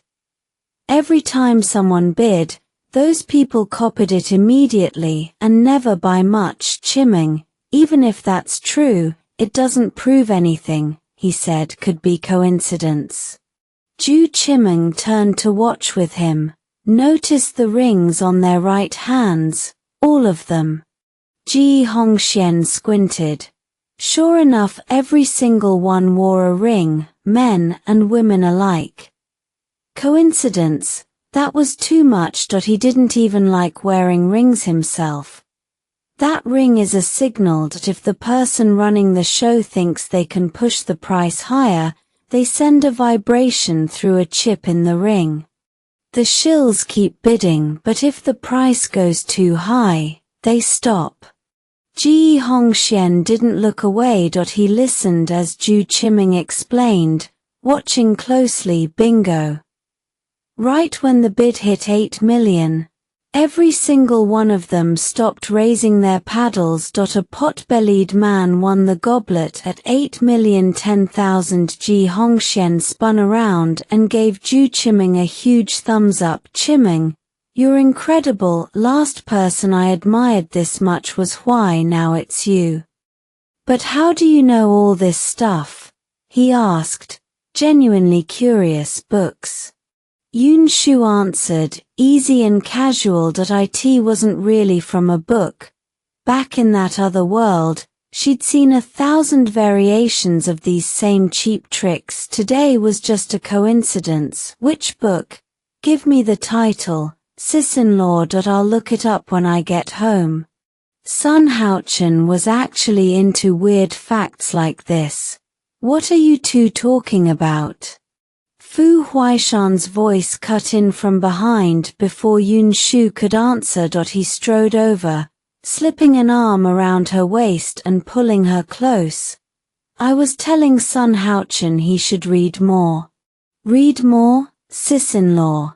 Do you even know what Sun Huaishan's grades were like in school? Ji Hongxian jumped in, but didn't get to finish. Ge. That's enough. I've got a good image in my sis-in-law's eyes. Don't screw it up. These so-called friends were always trying to throw shade. So damn annoying. Honestly, it wasn't that great, just average. Yun Shu teased him, clearly in a good mood. Sis-in-law, don't do me like that. Now even she was piling on. Laughter rippled through the group as the auction carried on below Shen family villa. Shen Yixuan hadn't set foot in this house in 2 years, not since he was sent abroad. Now he was back.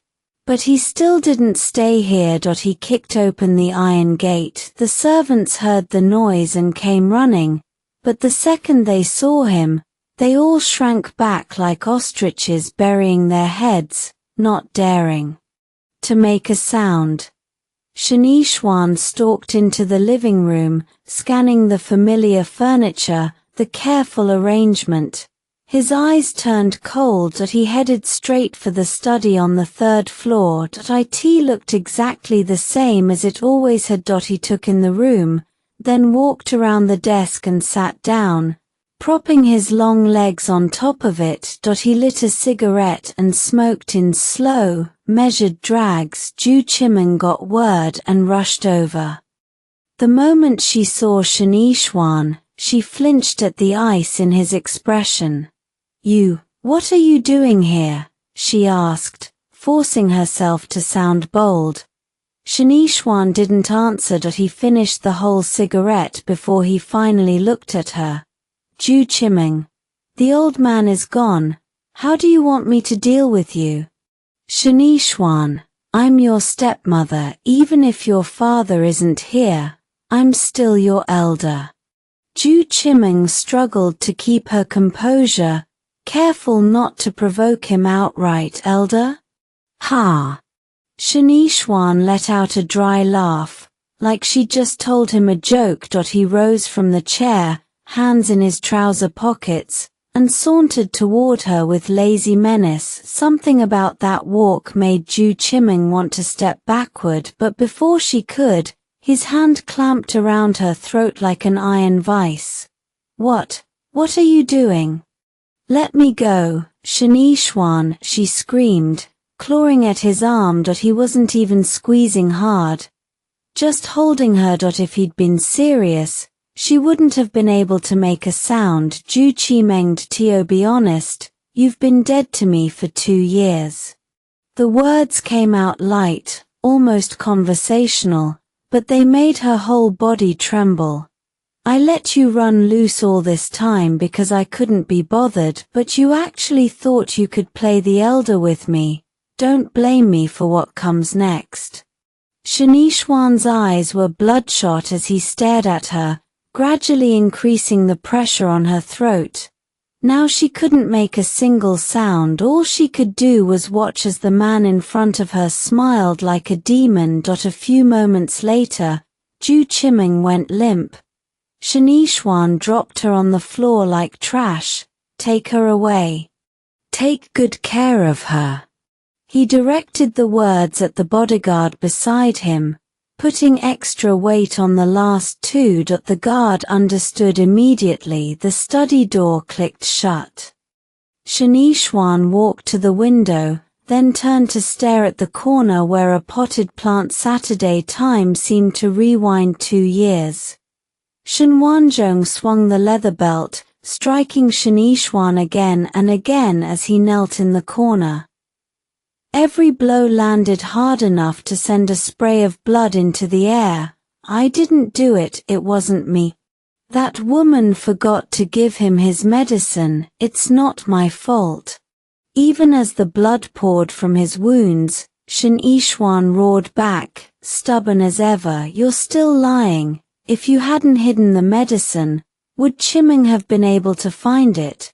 I think you're just jealous of your brother. He studied better than you, had a better personality than you. You're inferior to him in every way. Shen Wanzhong cursed him non-stop while the belt kept falling. Shen Wanzhong, don't blame your incompetence on me. You couldn't save your own son, so you take it out on me. Fine, Shen Yixuan, you dare talk back to me like that? I'll beat you to death. Shen Wanzhong flew into a rage, lashing the belt down without mercy. The sound of the beating echoed through the entire Shen house.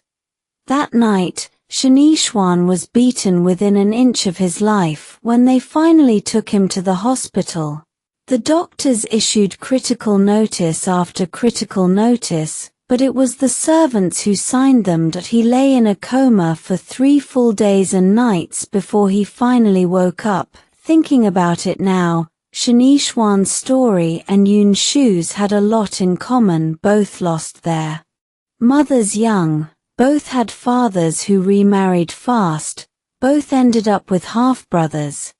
Except his half-brother had been frail from birth, suffering from severe asthma. That was why Shen Wanzhong doted on him so much. And his stepmother?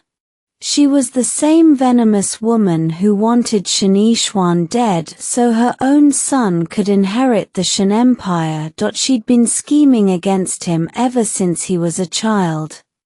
But there was one simple difference between him and Yun Shu. She endured the abuse from her stepmother and stepsisters, taking it in silence. He fought back. Whatever trick Zhu Qimeng pulled, he returned in kind. And that, over time, was how the rumors about young Master Shen's unpredictable temper got started. 2 years ago. His half-brother died because his asthma medication couldn't be found in time. Zhu Qimeng had twisted things so that Shen Wanzhong believed Shen Yixuan had hidden the medicine and was indirectly responsible for the death, so Shen Wanzhong nearly beat Shen Yixuan to death, then shipped him off overseas.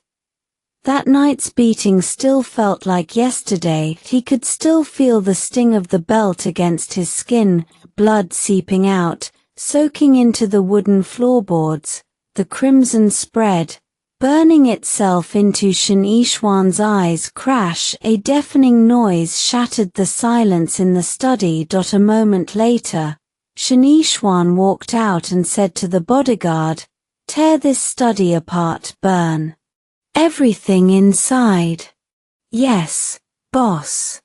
The Shen servants gathered in the garden, watching as every piece of furniture from the study was carried out piece by piece and thrown into the roaring fire. The auction was nearly over, and Yun Shu still hadn't spotted anything she liked. Ji Hongxian had snagged a pair of cufflinks for 10 million, but other than that, none of them had bought a thing. Sure, If those horses didn't do it for you, we can fly to Europe in a few days and look at more. Fu Huaishan murmured close to her ear. Yun Shu shook her head. Don't worry about it. Some things only show up when you stop looking. The horses were fine, they just weren't mine. Good horses, sure, but that spark, the connection at first sight, it either hits you or it doesn't. Let's go home, she said, turning to Fu Huaishan. All right, home. They laced their fingers together and walked out. Shen Yixuan and Ji Hongxian trailed close behind. Outside the auction hall, most guests were still inside for the lottery drawing, so the parking lot sat mostly empty. Ji Hongxian climbed into Shen Yixuan's car. He'd had a few drinks and wanted Shen to take the wheel.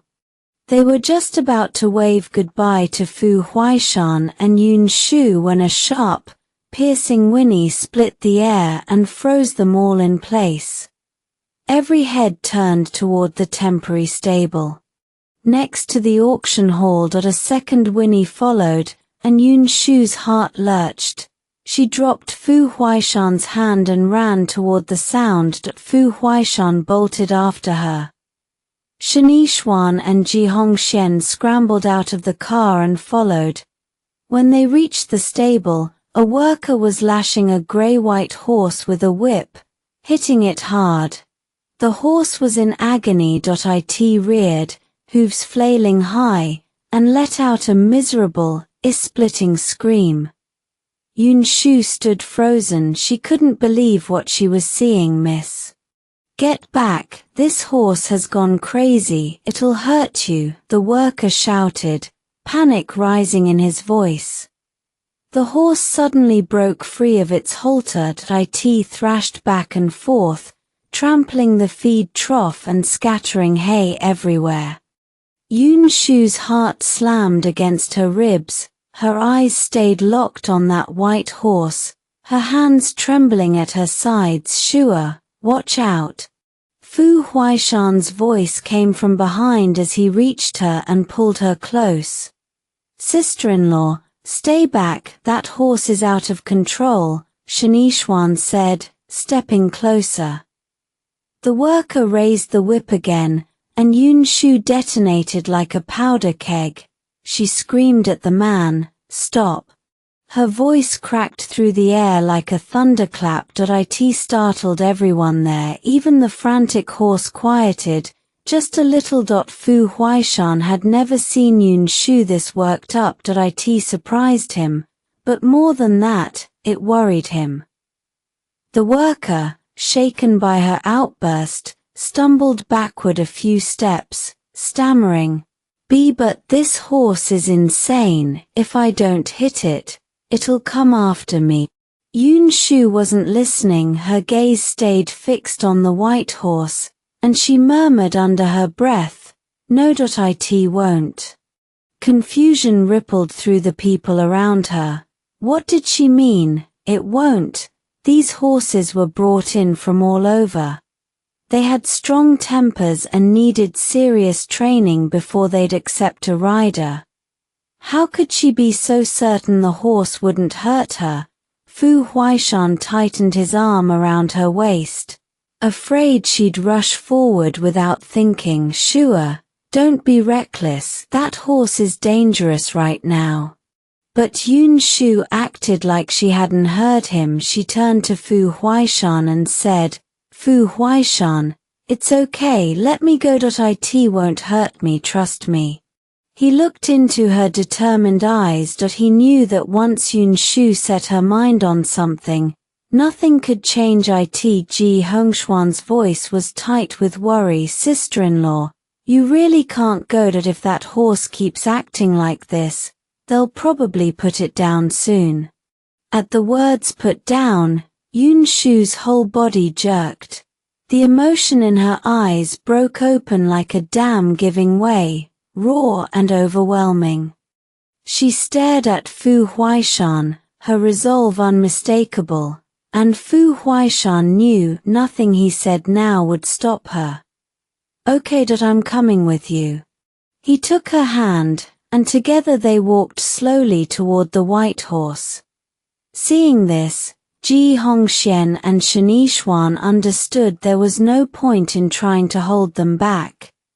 Shen Yixuan's hand drifted to the small of his back. If the horse made one threatening move, he was ready to step in and protect them both. The white horse saw the figures approaching. It grew alert and let out a high, sharp whinny, even more frantic than before.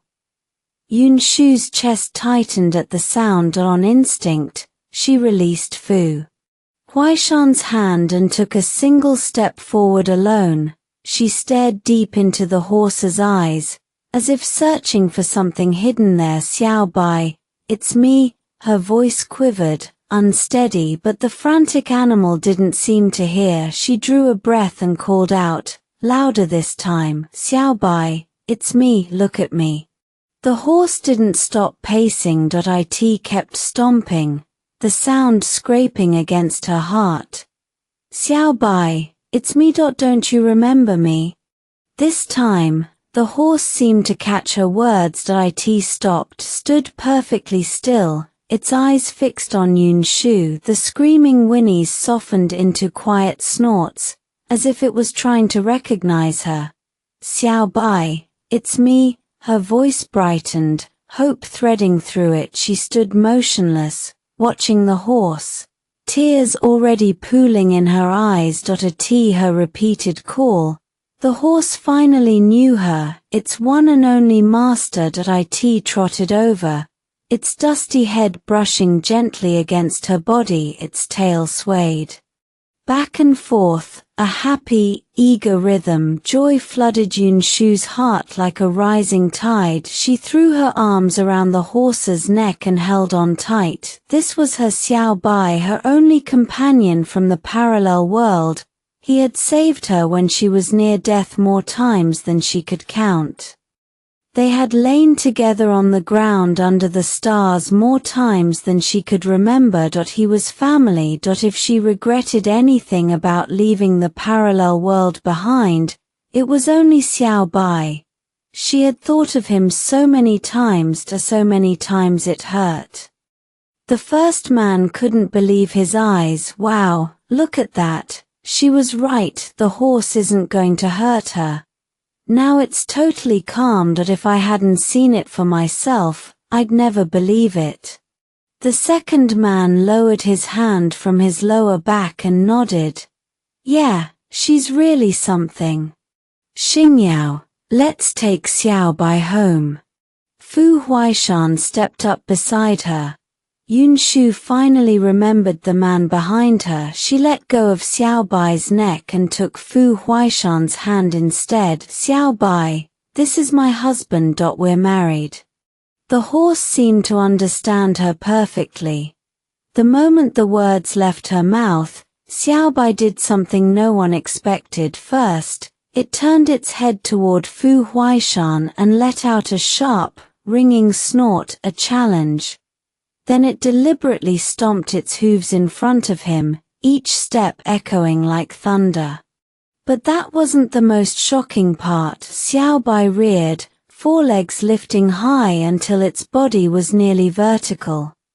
The hooves slashed through the air as if they were about to crash down on Fu Huaishan. Everyone held their breath. Just as the hooves reached their peak, the horse seemed to sense something was off. Its eyes locked onto the unmoving man. That wild, untamed gaze met his, and in an instant, it softened. Fu Huaishan stood perfectly still, calm and composed. His deep eyes carried an undeniable authority. Xiao Bai bristled under the man's presence. Its tensed muscles slowly relaxed, and the restless hooves settled. The horse lowered its forelegs, planting them firmly again, as if the whole outburst had been nothing but a brief tantrum. Okay, Xiao Bai. Don't you trust who I chose? Yun Shu stroked the horse's forelock gently, smiling. Xiao Bai blinked its big, round eyes and let out a soft whine. Yun Shu laughed at the adorable sight and pinched its nose. You're such a worrywart, always testing people. What a clever little thing. Xiao Bai shook its head and nuzzled her hand, acting affectionate. But only the horse knew the truth. It had been terrified by the man's presence. If it weren't so loyal to Yun Shu, that burst of power might have hurt it. Xiao Bai grumbled inside, I thought you were all alone out here. Turns out you found yourself a seriously strong man as a husband. Guess I worried for nothing. So, sis-in-law, does the horse consider you its owner now? The second man and the first man walked over. Yun Shu shook her head. Xiao Bai is family. She kept petting it, reluctant to let go. The second man watched the once wild horse acting so docile in her hands and got curious. He reached out to touch its back.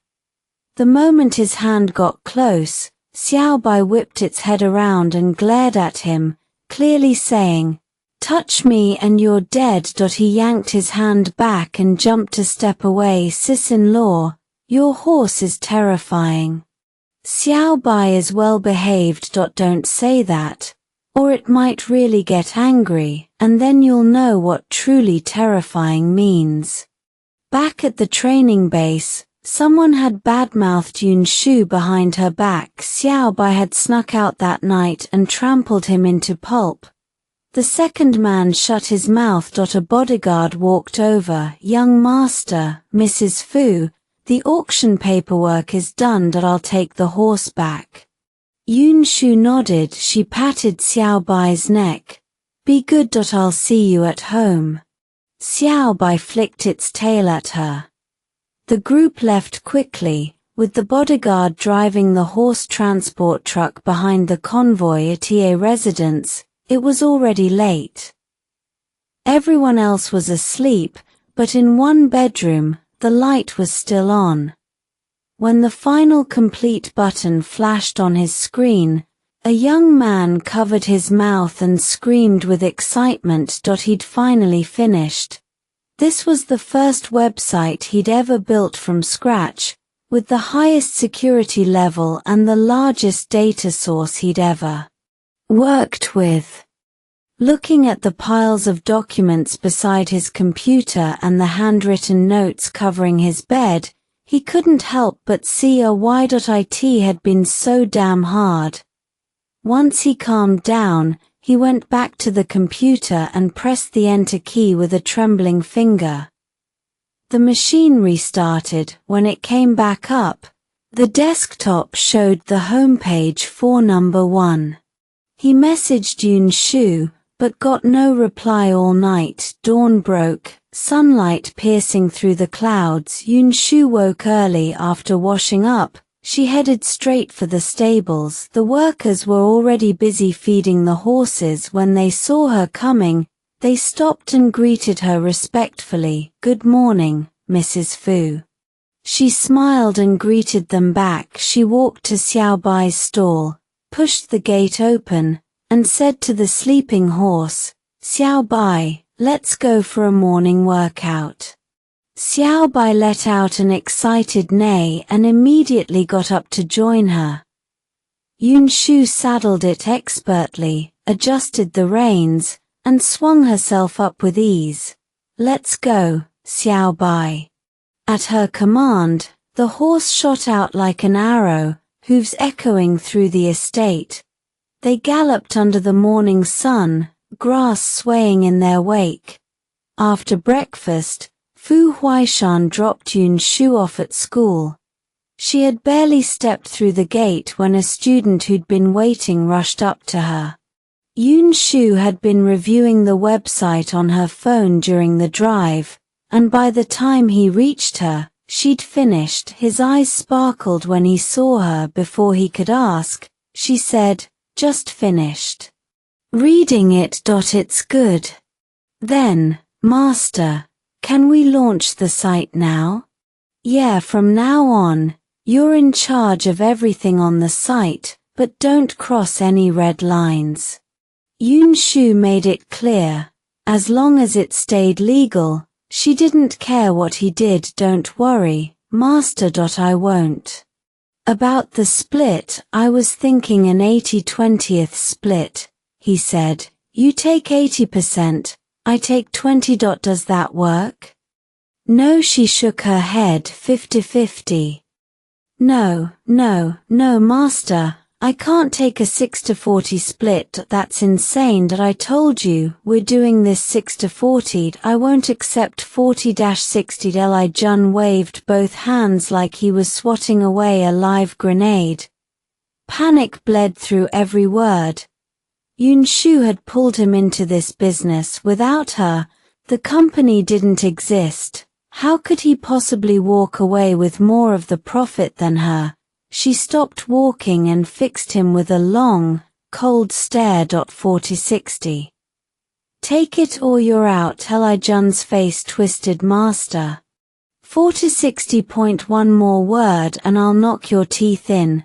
She raised a fist. He slapped both hands over his mouth, eyes wide with fresh terror. Seriously, forcing him to take a bigger cut was bad enough. Did she have to threaten him, too? Having a master who hated arguing was absolutely exhausting. He kept his hand clamped over his mouth as he followed her into the classroom. They slid into their seats. Yun Shu glanced at the desk that had been empty for days. Why hasn't Shangfu Muse been coming to class? Li Jun shrugged, barely interested. She said she's got some big competition. Took leave to train. Yun Shu nodded and let it go. The bell rang. The homeroom teacher walked in at tea the exact same moment. Shen Yixuan finally made it onto campus. The guard at the gate pulled the door open and grumbled that he'd been late way too many times. Everybody knew his face now. Shen Yixuan stammered out a flimsy excuse. The guard waved him through without bothering to write his name down. As he walked, Shen Yixuan kept checking over his shoulder, terrified someone was tailing him.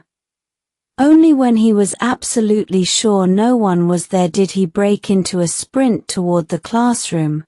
But somewhere else, inside an underground gambling den, the men were already waiting. Shen Yixuan had thought he'd gotten away, but when break came, they dragged him straight back. Now he stood there shaking, staring at the tattooed man who sat nearby, shoveling seafood into his mouth and knocking back drinks like it was a celebration. Fear chewed through his gut. The man finished eating, wiped his mouth, and lumbered over, his fleshy face twisted into a sneer. Master Shen, you owe us money. You don't answer our calls. You've been hiding. You trying to stiff us? No, I'm getting the money together. I swear. Just give me a little more time. I'll pay everything back. Shen Yixuan's face had drained to chalk white. The terror in his eyes was genuine. A few weeks ago, he'd gone to the arcade with some classmates and met some so-called gambling expert. Back then, he'd been itching to start his own business, so he'd handed over his allowance and let the guy multiply his cash. A tea first. The expert delivered. He turned 100,000 into $1 million, but when Shen Yixuan wanted more, the guy suggested a high-interest loan to go for the big win, so Shen Yixuan borrowed $2 million. Then the gambling expert lost everything, all of it.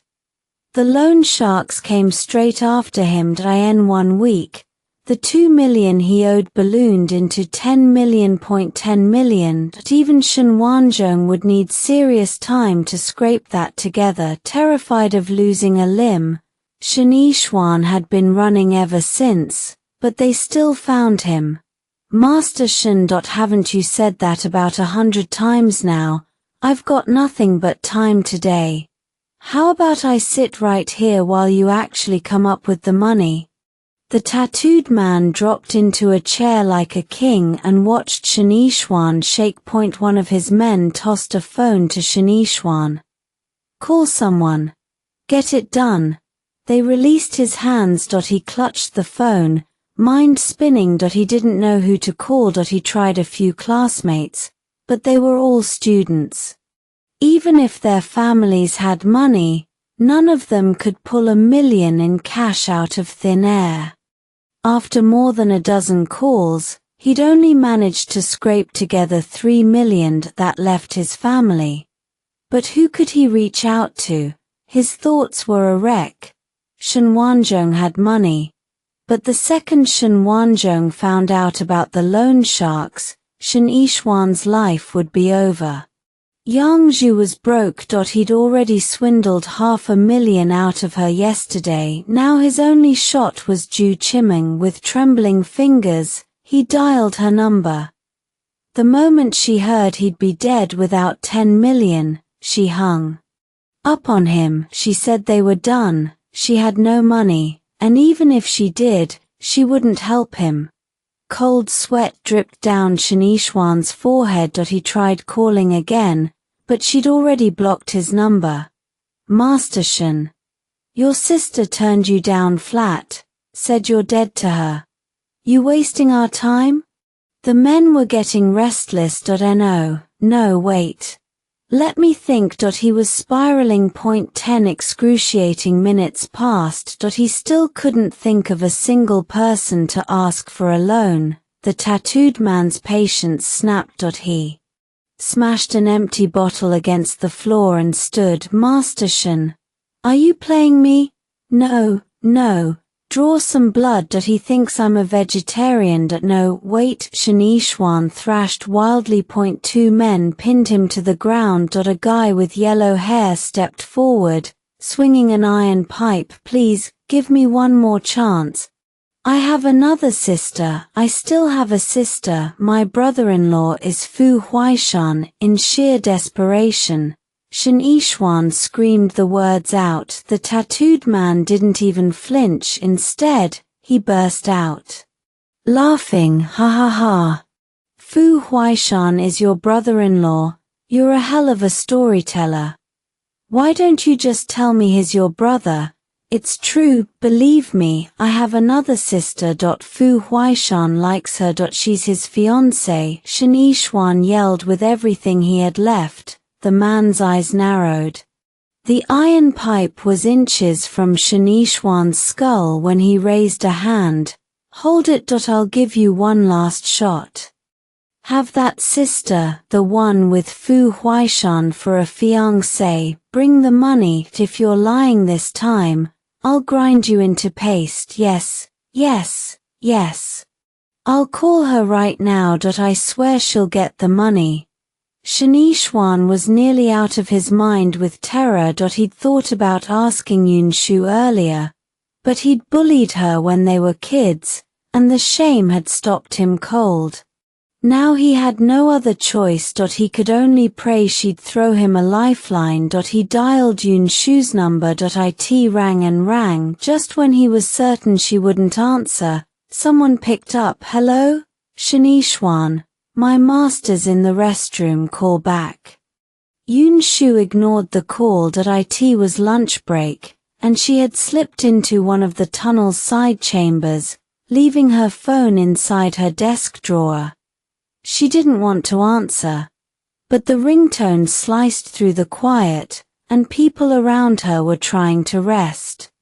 The screen lit up with Fu Xingxi's name. Li Jun grimaced and took the call. He planned to say a few words and hang up. He was exhausted, still too wired from the night before to think straight. Then Fu Xingxi's voice shattered through the speaker. Raw panic. Li Jun. Please, help me. Don't hang up. Don't hang up. Li Jun's drowsiness vanished. What's going on? Where are you? He grabbed the phone and headed for the corridor outside the side chambers. Tell my sister I need 10 million. North Garden, Building B, Dungeon 3. Bring it there, or I'm dead. 10 million. What the hell? Li Jun demanded.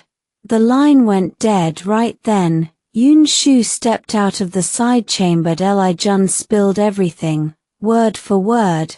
She took her phone, typed in the address, and pulled up real-time street images. Her eyes narrowed. She already recognized the kind of place this was. Master, what now? Li Jun asked, keeping his voice low. She slid the phone into her pocket, gave the flower bed below the tunnel entrance a brief glance, and started down the stairs. Why are you following me? She asked without looking back. Master, I want to see how this plays out. Can't sleep anyway. Li Jun grinned, but worry flickered behind his eyes. Sure, she could fight, but this wasn't small. If things went sideways, he might actually be useful. She studied him for 2 seconds, then said nothing. Li Jun drove them to the address. They parked and got out. The street was a grim stretch of shuttered tunnels, blank doors, steel gates pulled down tight. Cigarette butts and crushed bottles littered the cracked pavement. These places only came alive at night. A seedy strip like this meant 3 kinds of businesses. Exactly what she'd expected, but how the hell did Fu Xingxi end up here? Li Jun stayed sharp, checking over his shoulder every few steps. An emergency number waited on his phone screen, ready to dial. Master, if things go bad, I'll grab the kid and run. You cover us. Yun Shu gave him a flat look. He thought his plan was solid. Master could hold them off, no question. Time dragged. Fu Xingxi's last scraps of hope bled dry. Would Li Jun even deliver the message? Even if he did, would Yun Shu actually come? She had every reason to hate him after how he'd treated her when they were kids. If she didn't show, he couldn't blame her. His own sister, Ju Chiming, hadn't given a damn. Why would Yun Shu care? If only he'd apologized for real. At least then, if he died, he wouldn't have any regrets. He knew he'd been wrong. Boss, a guy and a girl just showed up. Gotta be the kid's sister. Didn't see Fu Huaishan, though. A red-haired lackey came running. The tattooed man stood. They bring the money? No empty hands. The tattooed man's face went hard, but he pulled it together. Fine. He could force a transfer later. Hey, you hear that? Your sister actually came, but no money today. Then both of you are staying right here. He drove his boot into Fu Xingxi with a grunt. Fu Xingxi barely felt the pain. All he registered was that Yun Shu had come. His own blood sister ignored him, but the girl he'd bullied for years showed up. Some kind of irony. The iron door scraped open. Yun Shu and Li Jun stood in the doorway. Yun Shu, get out. Leave me. Fu Xingxi scrambled up, shouting. The tattooed man kicked him across the mouth. Blood sprayed. Yun Shu, go, please, just go. He choked, eyes locked on her silhouette, praying she wouldn't step inside. Shut the hell up. Nobody leaves without the money, the tattooed man roared. 4 or 5 thugs materialized behind Yun Shu and Li Jun, eyes cold and flat. Move. They shoved Li Jun. Hey, take it easy. We're here, so we're not planning to leave. Let's talk. Li Jun's voice held steady. Thanks to months of hanging around Yun Shu, she, meanwhile, had been completely calm since the moment she appeared. Not a flicker of the fear any normal girl would feel. She walked in. When she saw Fu Xingxi's blooded mouth, her gaze went cold. You're Fu Xingxi's sister? The tattooed man leered. Pretty little thing, in that school uniform. This could get interesting. Yun Shu ignored the question. Why does he owe you 10 million? Her voice cut like ice. If Fu Xingxi had really gone down some dark road of his own making, She'd turn around and walk without a second thought. Kid borrowed money, couldn't pay up. Debt repayment is a matter of course, simple. She looked down at Fu Xingxi. Why did you borrow from thugs? Before he could answer, the tattooed man cut in. Figured he'd get rich quick. Took a loan for a monkey show. I didn't. Yun Shu, they set a trap. Fu Xingxi spat blood. I never even touched a table. They had an expert play for me. I saw the numbers on his phone. They're all in on it together. His eyes blazed. My only mistake was being greedy. The tattooed man heard Yun Shu call them out on the setup, but he didn't flinch. What could a little thing like her do? She was just another piece of meat they could push around. So the young master isn't as dumb as I figured. Thought you'd just chalk it up to bad luck. He laughed, full of himself. Master, Fu Xingxi was set up. Ji Hongshen moved behind Yun Shu and kept his voice low. She already knew, so what if he was? Nobody walks out of here without $1 million. The tattooed man snarled at Ji Hongshen. You got the money or not? No. Yun Shu's voice was flat, her eyes perfectly calm. The tattooed man hadn't expected an answer that blunt. Rage simmered up his throat. He reached to grab them, but Yun Shu spoke first. I'm taking him with me. He stared at her like she'd lost her mind. Hey, girl, you crazy? No money. And you think you can stroll out of here with him? He waved a hand in front of her face, checking if she understood who was in charge. Yun Shu didn't have time for his games. Her right fist snapped out, knocking his filthy hand aside. Oh, you know some moves? He rubbed his swelling knuckles, face twisting. Boss, let us handle her. Soon as we take her down, we can have a little fun, yeah? The red-haired man leered at her. He'd been undressing her with his eyes since she walked in. Never seen a schoolgirl this hot. Fine, take her down. She's all yours. The tattooed man stepped back, and his crew surged forward, circling Yun Shu. Ji Hongshen had already slipped over to Fu Xingxi and sliced through the ropes. Brother Ji, go help my sister, I'll hold them off.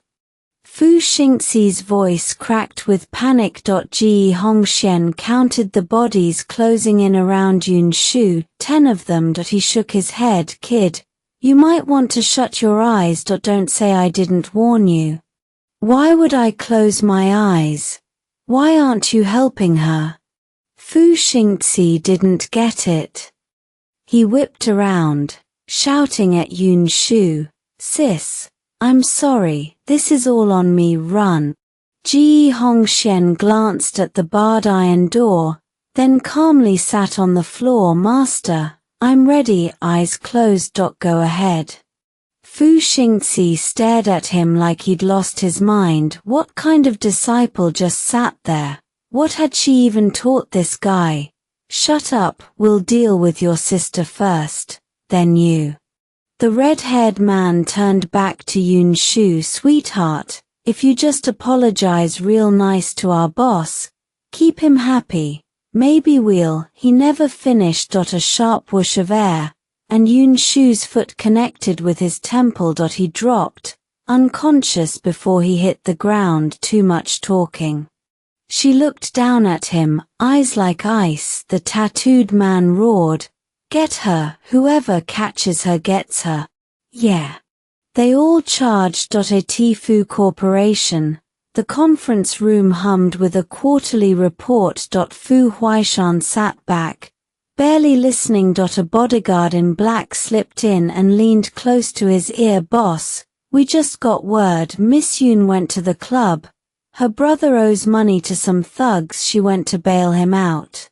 Fu Huaishan shot to his feet, his face snapping into hard lines. A heartbeat later, he was already out the door, leaving the executives exchanging bewildered glances. Inside the Bentley, Fu Huaishan gripped his phone. The bodyguard in the passenger seat kept dialing. Call after call, no answer, boss. Our men still aren't picking up. His voice was tight, the air in the car turned razor-thin. Those bastards wouldn't dare touch Miss Yun, would they? If they did, the boss would rip them apart, floor it. Fu Huaishan's voice was ice-cold, fury barely leashed. Yes, boss. Underground, chaos had erupted. Only the corner where Ji Hongxian and Fu Xingzi crouched stayed calm. 15 hired thugs, plus the tattooed man, scrambled to escape Yun Shu's relentless assault. Grown men, and none of them could touch her. Every time she moved, another body dropped. What kind of sister did Fu Xingzi have? Kid, you're damn lucky to have a sister like that.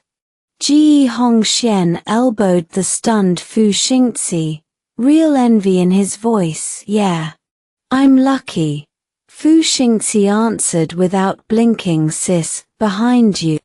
A bald man swung an iron pipe straight at the back of her head. In the next breath, Yun Shu twisted away in a blur. Before anyone registered the movement, the pipe was in her hand. One swing, the bald man's skull cracked open.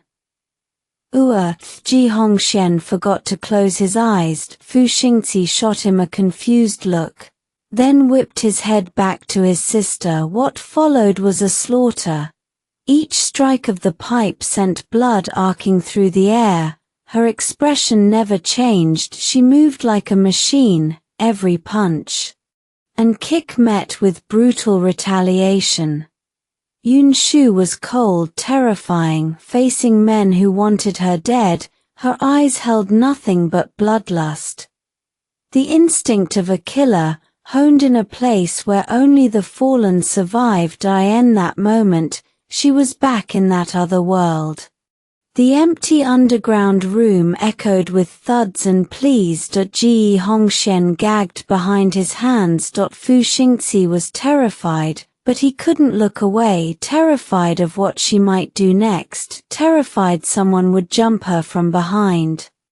The Bentley ran 5 red lights before screeching to a stop at Beiyuan. Shen Yixuan shoved the door open before the car fully settled and sprinted for the basement. A deafening crash split the air as he smashed through the locked iron door. The scene on the other side froze him in place. The empty basement was thick with dust. Swirling like a storm had just torn through. A dim yellow bulb hung from the ceiling, spilling sickly light over the chaos. Yun Shu stood in the center. A blood-soaked iron bar was clenched in her fist, still dripping. A dark red puddle spread at her feet. Her school uniform was splattered too. What had once been a white shirt was now a patchwork of crimson stains. Under her foot, the tattooed man was curled into a ball, moaning faintly, barely conscious. Around her, gang members lay sprawled across the floor, each one badly wounded, their clothes soaked through. Ji Hongxian was bent over in the corner, dry heaving. When the door crashed open, Shen Yixuan's head snapped. Up. He spotted Shen Yixuan and scrambled to his feet, stumbling forward to plant himself in front of Yun Shu, shielding her with his body. Xiao Shu. Shen Yixuan's voice cracked. He wasn't sure he was looking at the same girl. Right now, she looked like death itself. The sound of his voice, she turned her head slowly, deliberately. The overhead light caught her face. The bright red bloodstains stood out stark against her pale skin. Her eyes were hollow cold. Nothing in this world seemed to matter except that iron bar in her grip. Shen Yixuan stepped forward, stopping beside Shen Yixuan, and looked past him at Yun Shu. Xiao Shu, are you okay? She stared at him blankly, then seemed to snap back. They're not. She pointed the iron bar at the half-dead bodies on the ground. They had it coming. As long as you're fine. Ji Hongxian fought back another wave of nausea and forced himself upright. He hurried over. Young master, let's go. He was worried she'd start acting strange again now that this guy was here. Big sis, let's go, Shen Yixuan echoed. Yun Shu turned to leave with them. Shen Wanzhong's voice rang out. Yun Shu, I need to talk to you. 2 minutes, please. There was a raw, pleading edge to his words. Ji Hongxian and Shen Yixuan both looked at her. She gave a short nod. They headed for the stairs. Big sis, we'll wait for you on the main floor. The moment they stepped onto the main floor, the man walking toward them set off alarm bells in both of their heads. Make it quick. Yun Shu scowled at the blood smeared across her clothes. Shen Wanzhong dragged in a breath. Did Xiaoshu really die? His voice shook. She tossed the iron bar aside. It clattered across the concrete. Dead, the scared one. The timid one who never fought back. She's dead. He'd braced himself for it, but hearing the words out loud hit him like a knife to the ribs. He didn't want to believe it, but the bodies on the floor told him everything he needed to know. Some were already lifeless. Others lay groaning in pain. Those were hard facts. No matter how badly Shen Wanzhong wanted to deny them, he couldn't rewrite what was right in front of him. The Xiaoshu he knew would never have done any of this, even if she'd picked up some fighting skills while he was away. The killing intent she just radiated, that bone-chilling stillness, wasn't something you learned in a dojo. That kind of edge didn't come from technique. It came from a body that had survived too many deadly fights, from a will that had learned to destroy without hesitation. Yuna.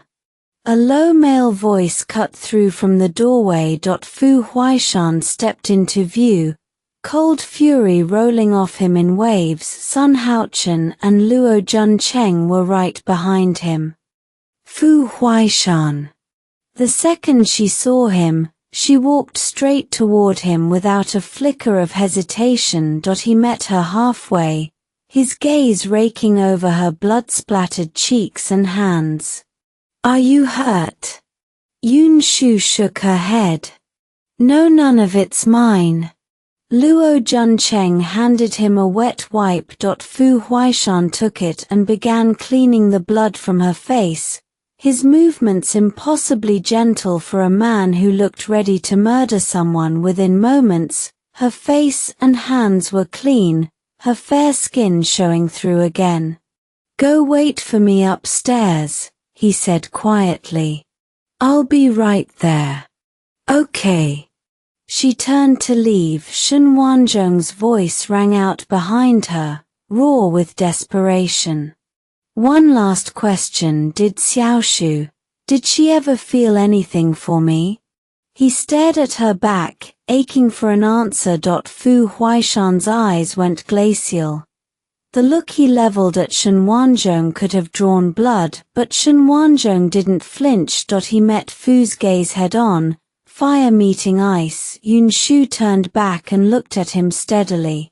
The Yun Shu who died. Yes, she had feelings for you. But she's dead and her feelings died with her. Without another word, she turned and walked away. That left only Fu Huaishan and Shen Wanzhong in the basement. Up on the main floor, Shen Yixuan was already apologizing, guilt etched across every inch of his face. Big sis, I was wrong. I swear I'll never be greedy and cause trouble again. His voice was earnest, his words tumbling out in a rush. Ji Hongxian softened. Master, cut him some slack. The kid lost a few teeth. I think the lesson stuck. Yun Shu wrinkled her nose, tugging at her blood-stained clothes, kicking at her ruined shoes. She hated that everything was filthy now, and the two of them wouldn't stop talking. Her patience snapped. "Shut up." Both mouths clamped shut. They stepped aside, obedient and silent. A few minutes later, Fu Huaishan emerged from the basement. Shen Yixuan was not with him. The man's expression was carved from ice. Every step he took radiated power, his tall frame exuding an aura so overwhelming it pressed against the air itself. Yun Shu noticed a spot of dust on his black shirt. He never left the house in a dirty shirt. She knew he must have gotten it in the dungeon. Whatever he'd said to Shen Yixuan, whatever he'd done, she didn't ask. "Let's go. I need to change," she said, breaking the silence. "Okay." He took her hand and started for the door. Shen Yixuan rushed forward, his face tight with fear. "Sis, brother-in-law, I really messed up." Because of his greed, Yun Shu had shown up. Shen Yixuan had shown up.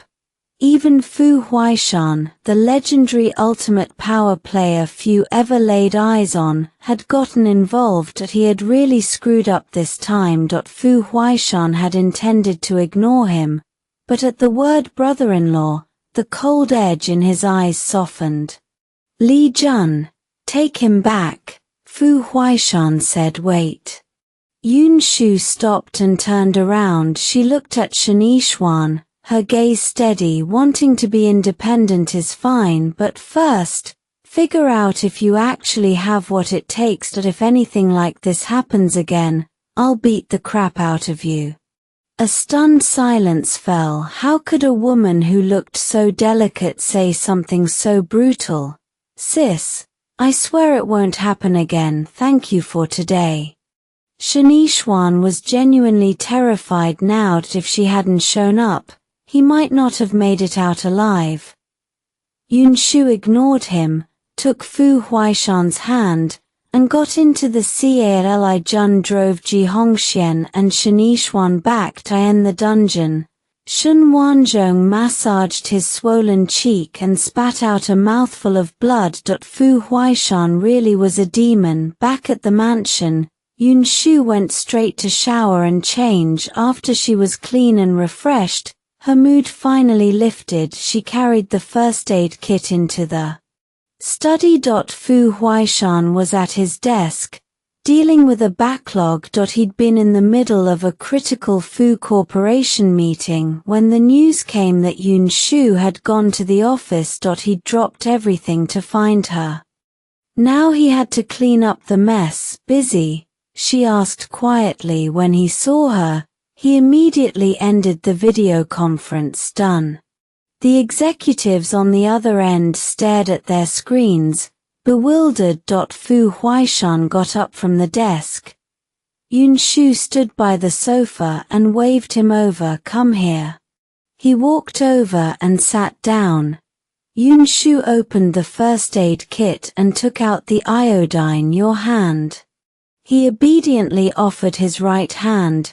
She carefully cleaned the wound with a cotton ball soaked in iodine, then gently applied ointment. When she finished, she closed the kit and looked up, meeting his dark eyes, their gazes locked. The air in the room shifted slightly. "Why didn't you ask?" she said.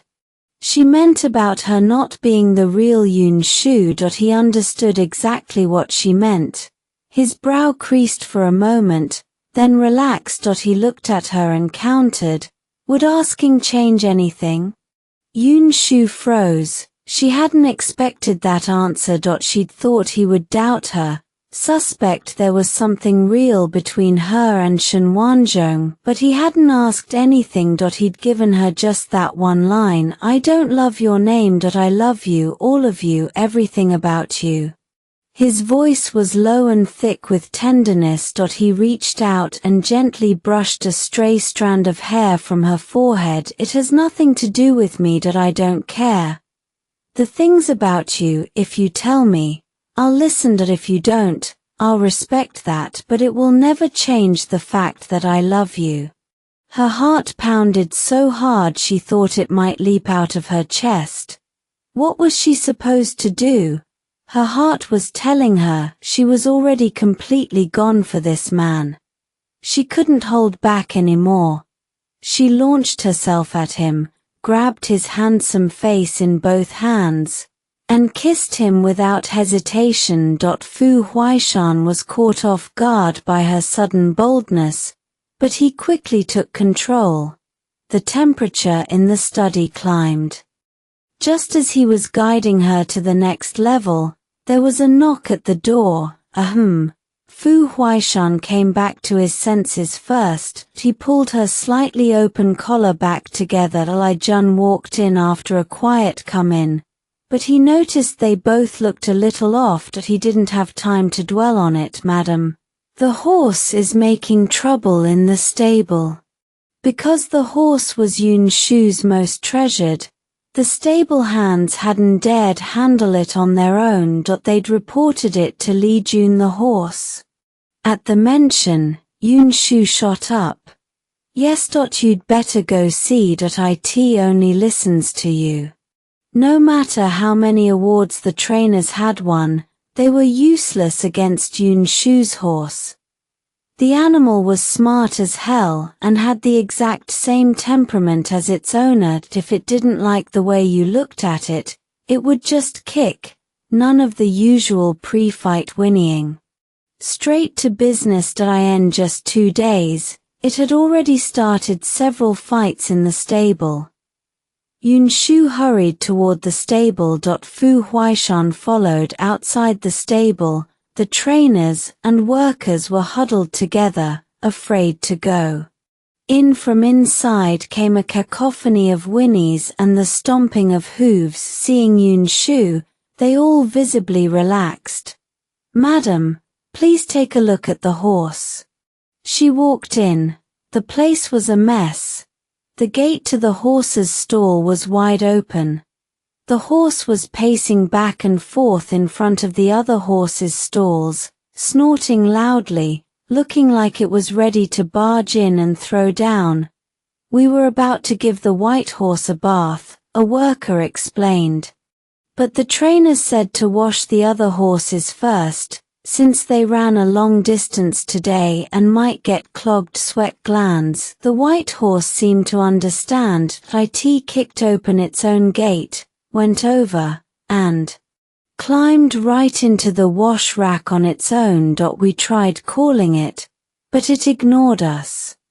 When it came back, it knocked over everything in the stable, then started threatening the other horses like this. Yun Shu stared. That little brat really was something else. Just as the white horse reared up, its front hoof aiming for the lock on another stall, Yun Shu spoke. White horse. She drew out the final syllable. The next second, that arrogant beast instantly became docile.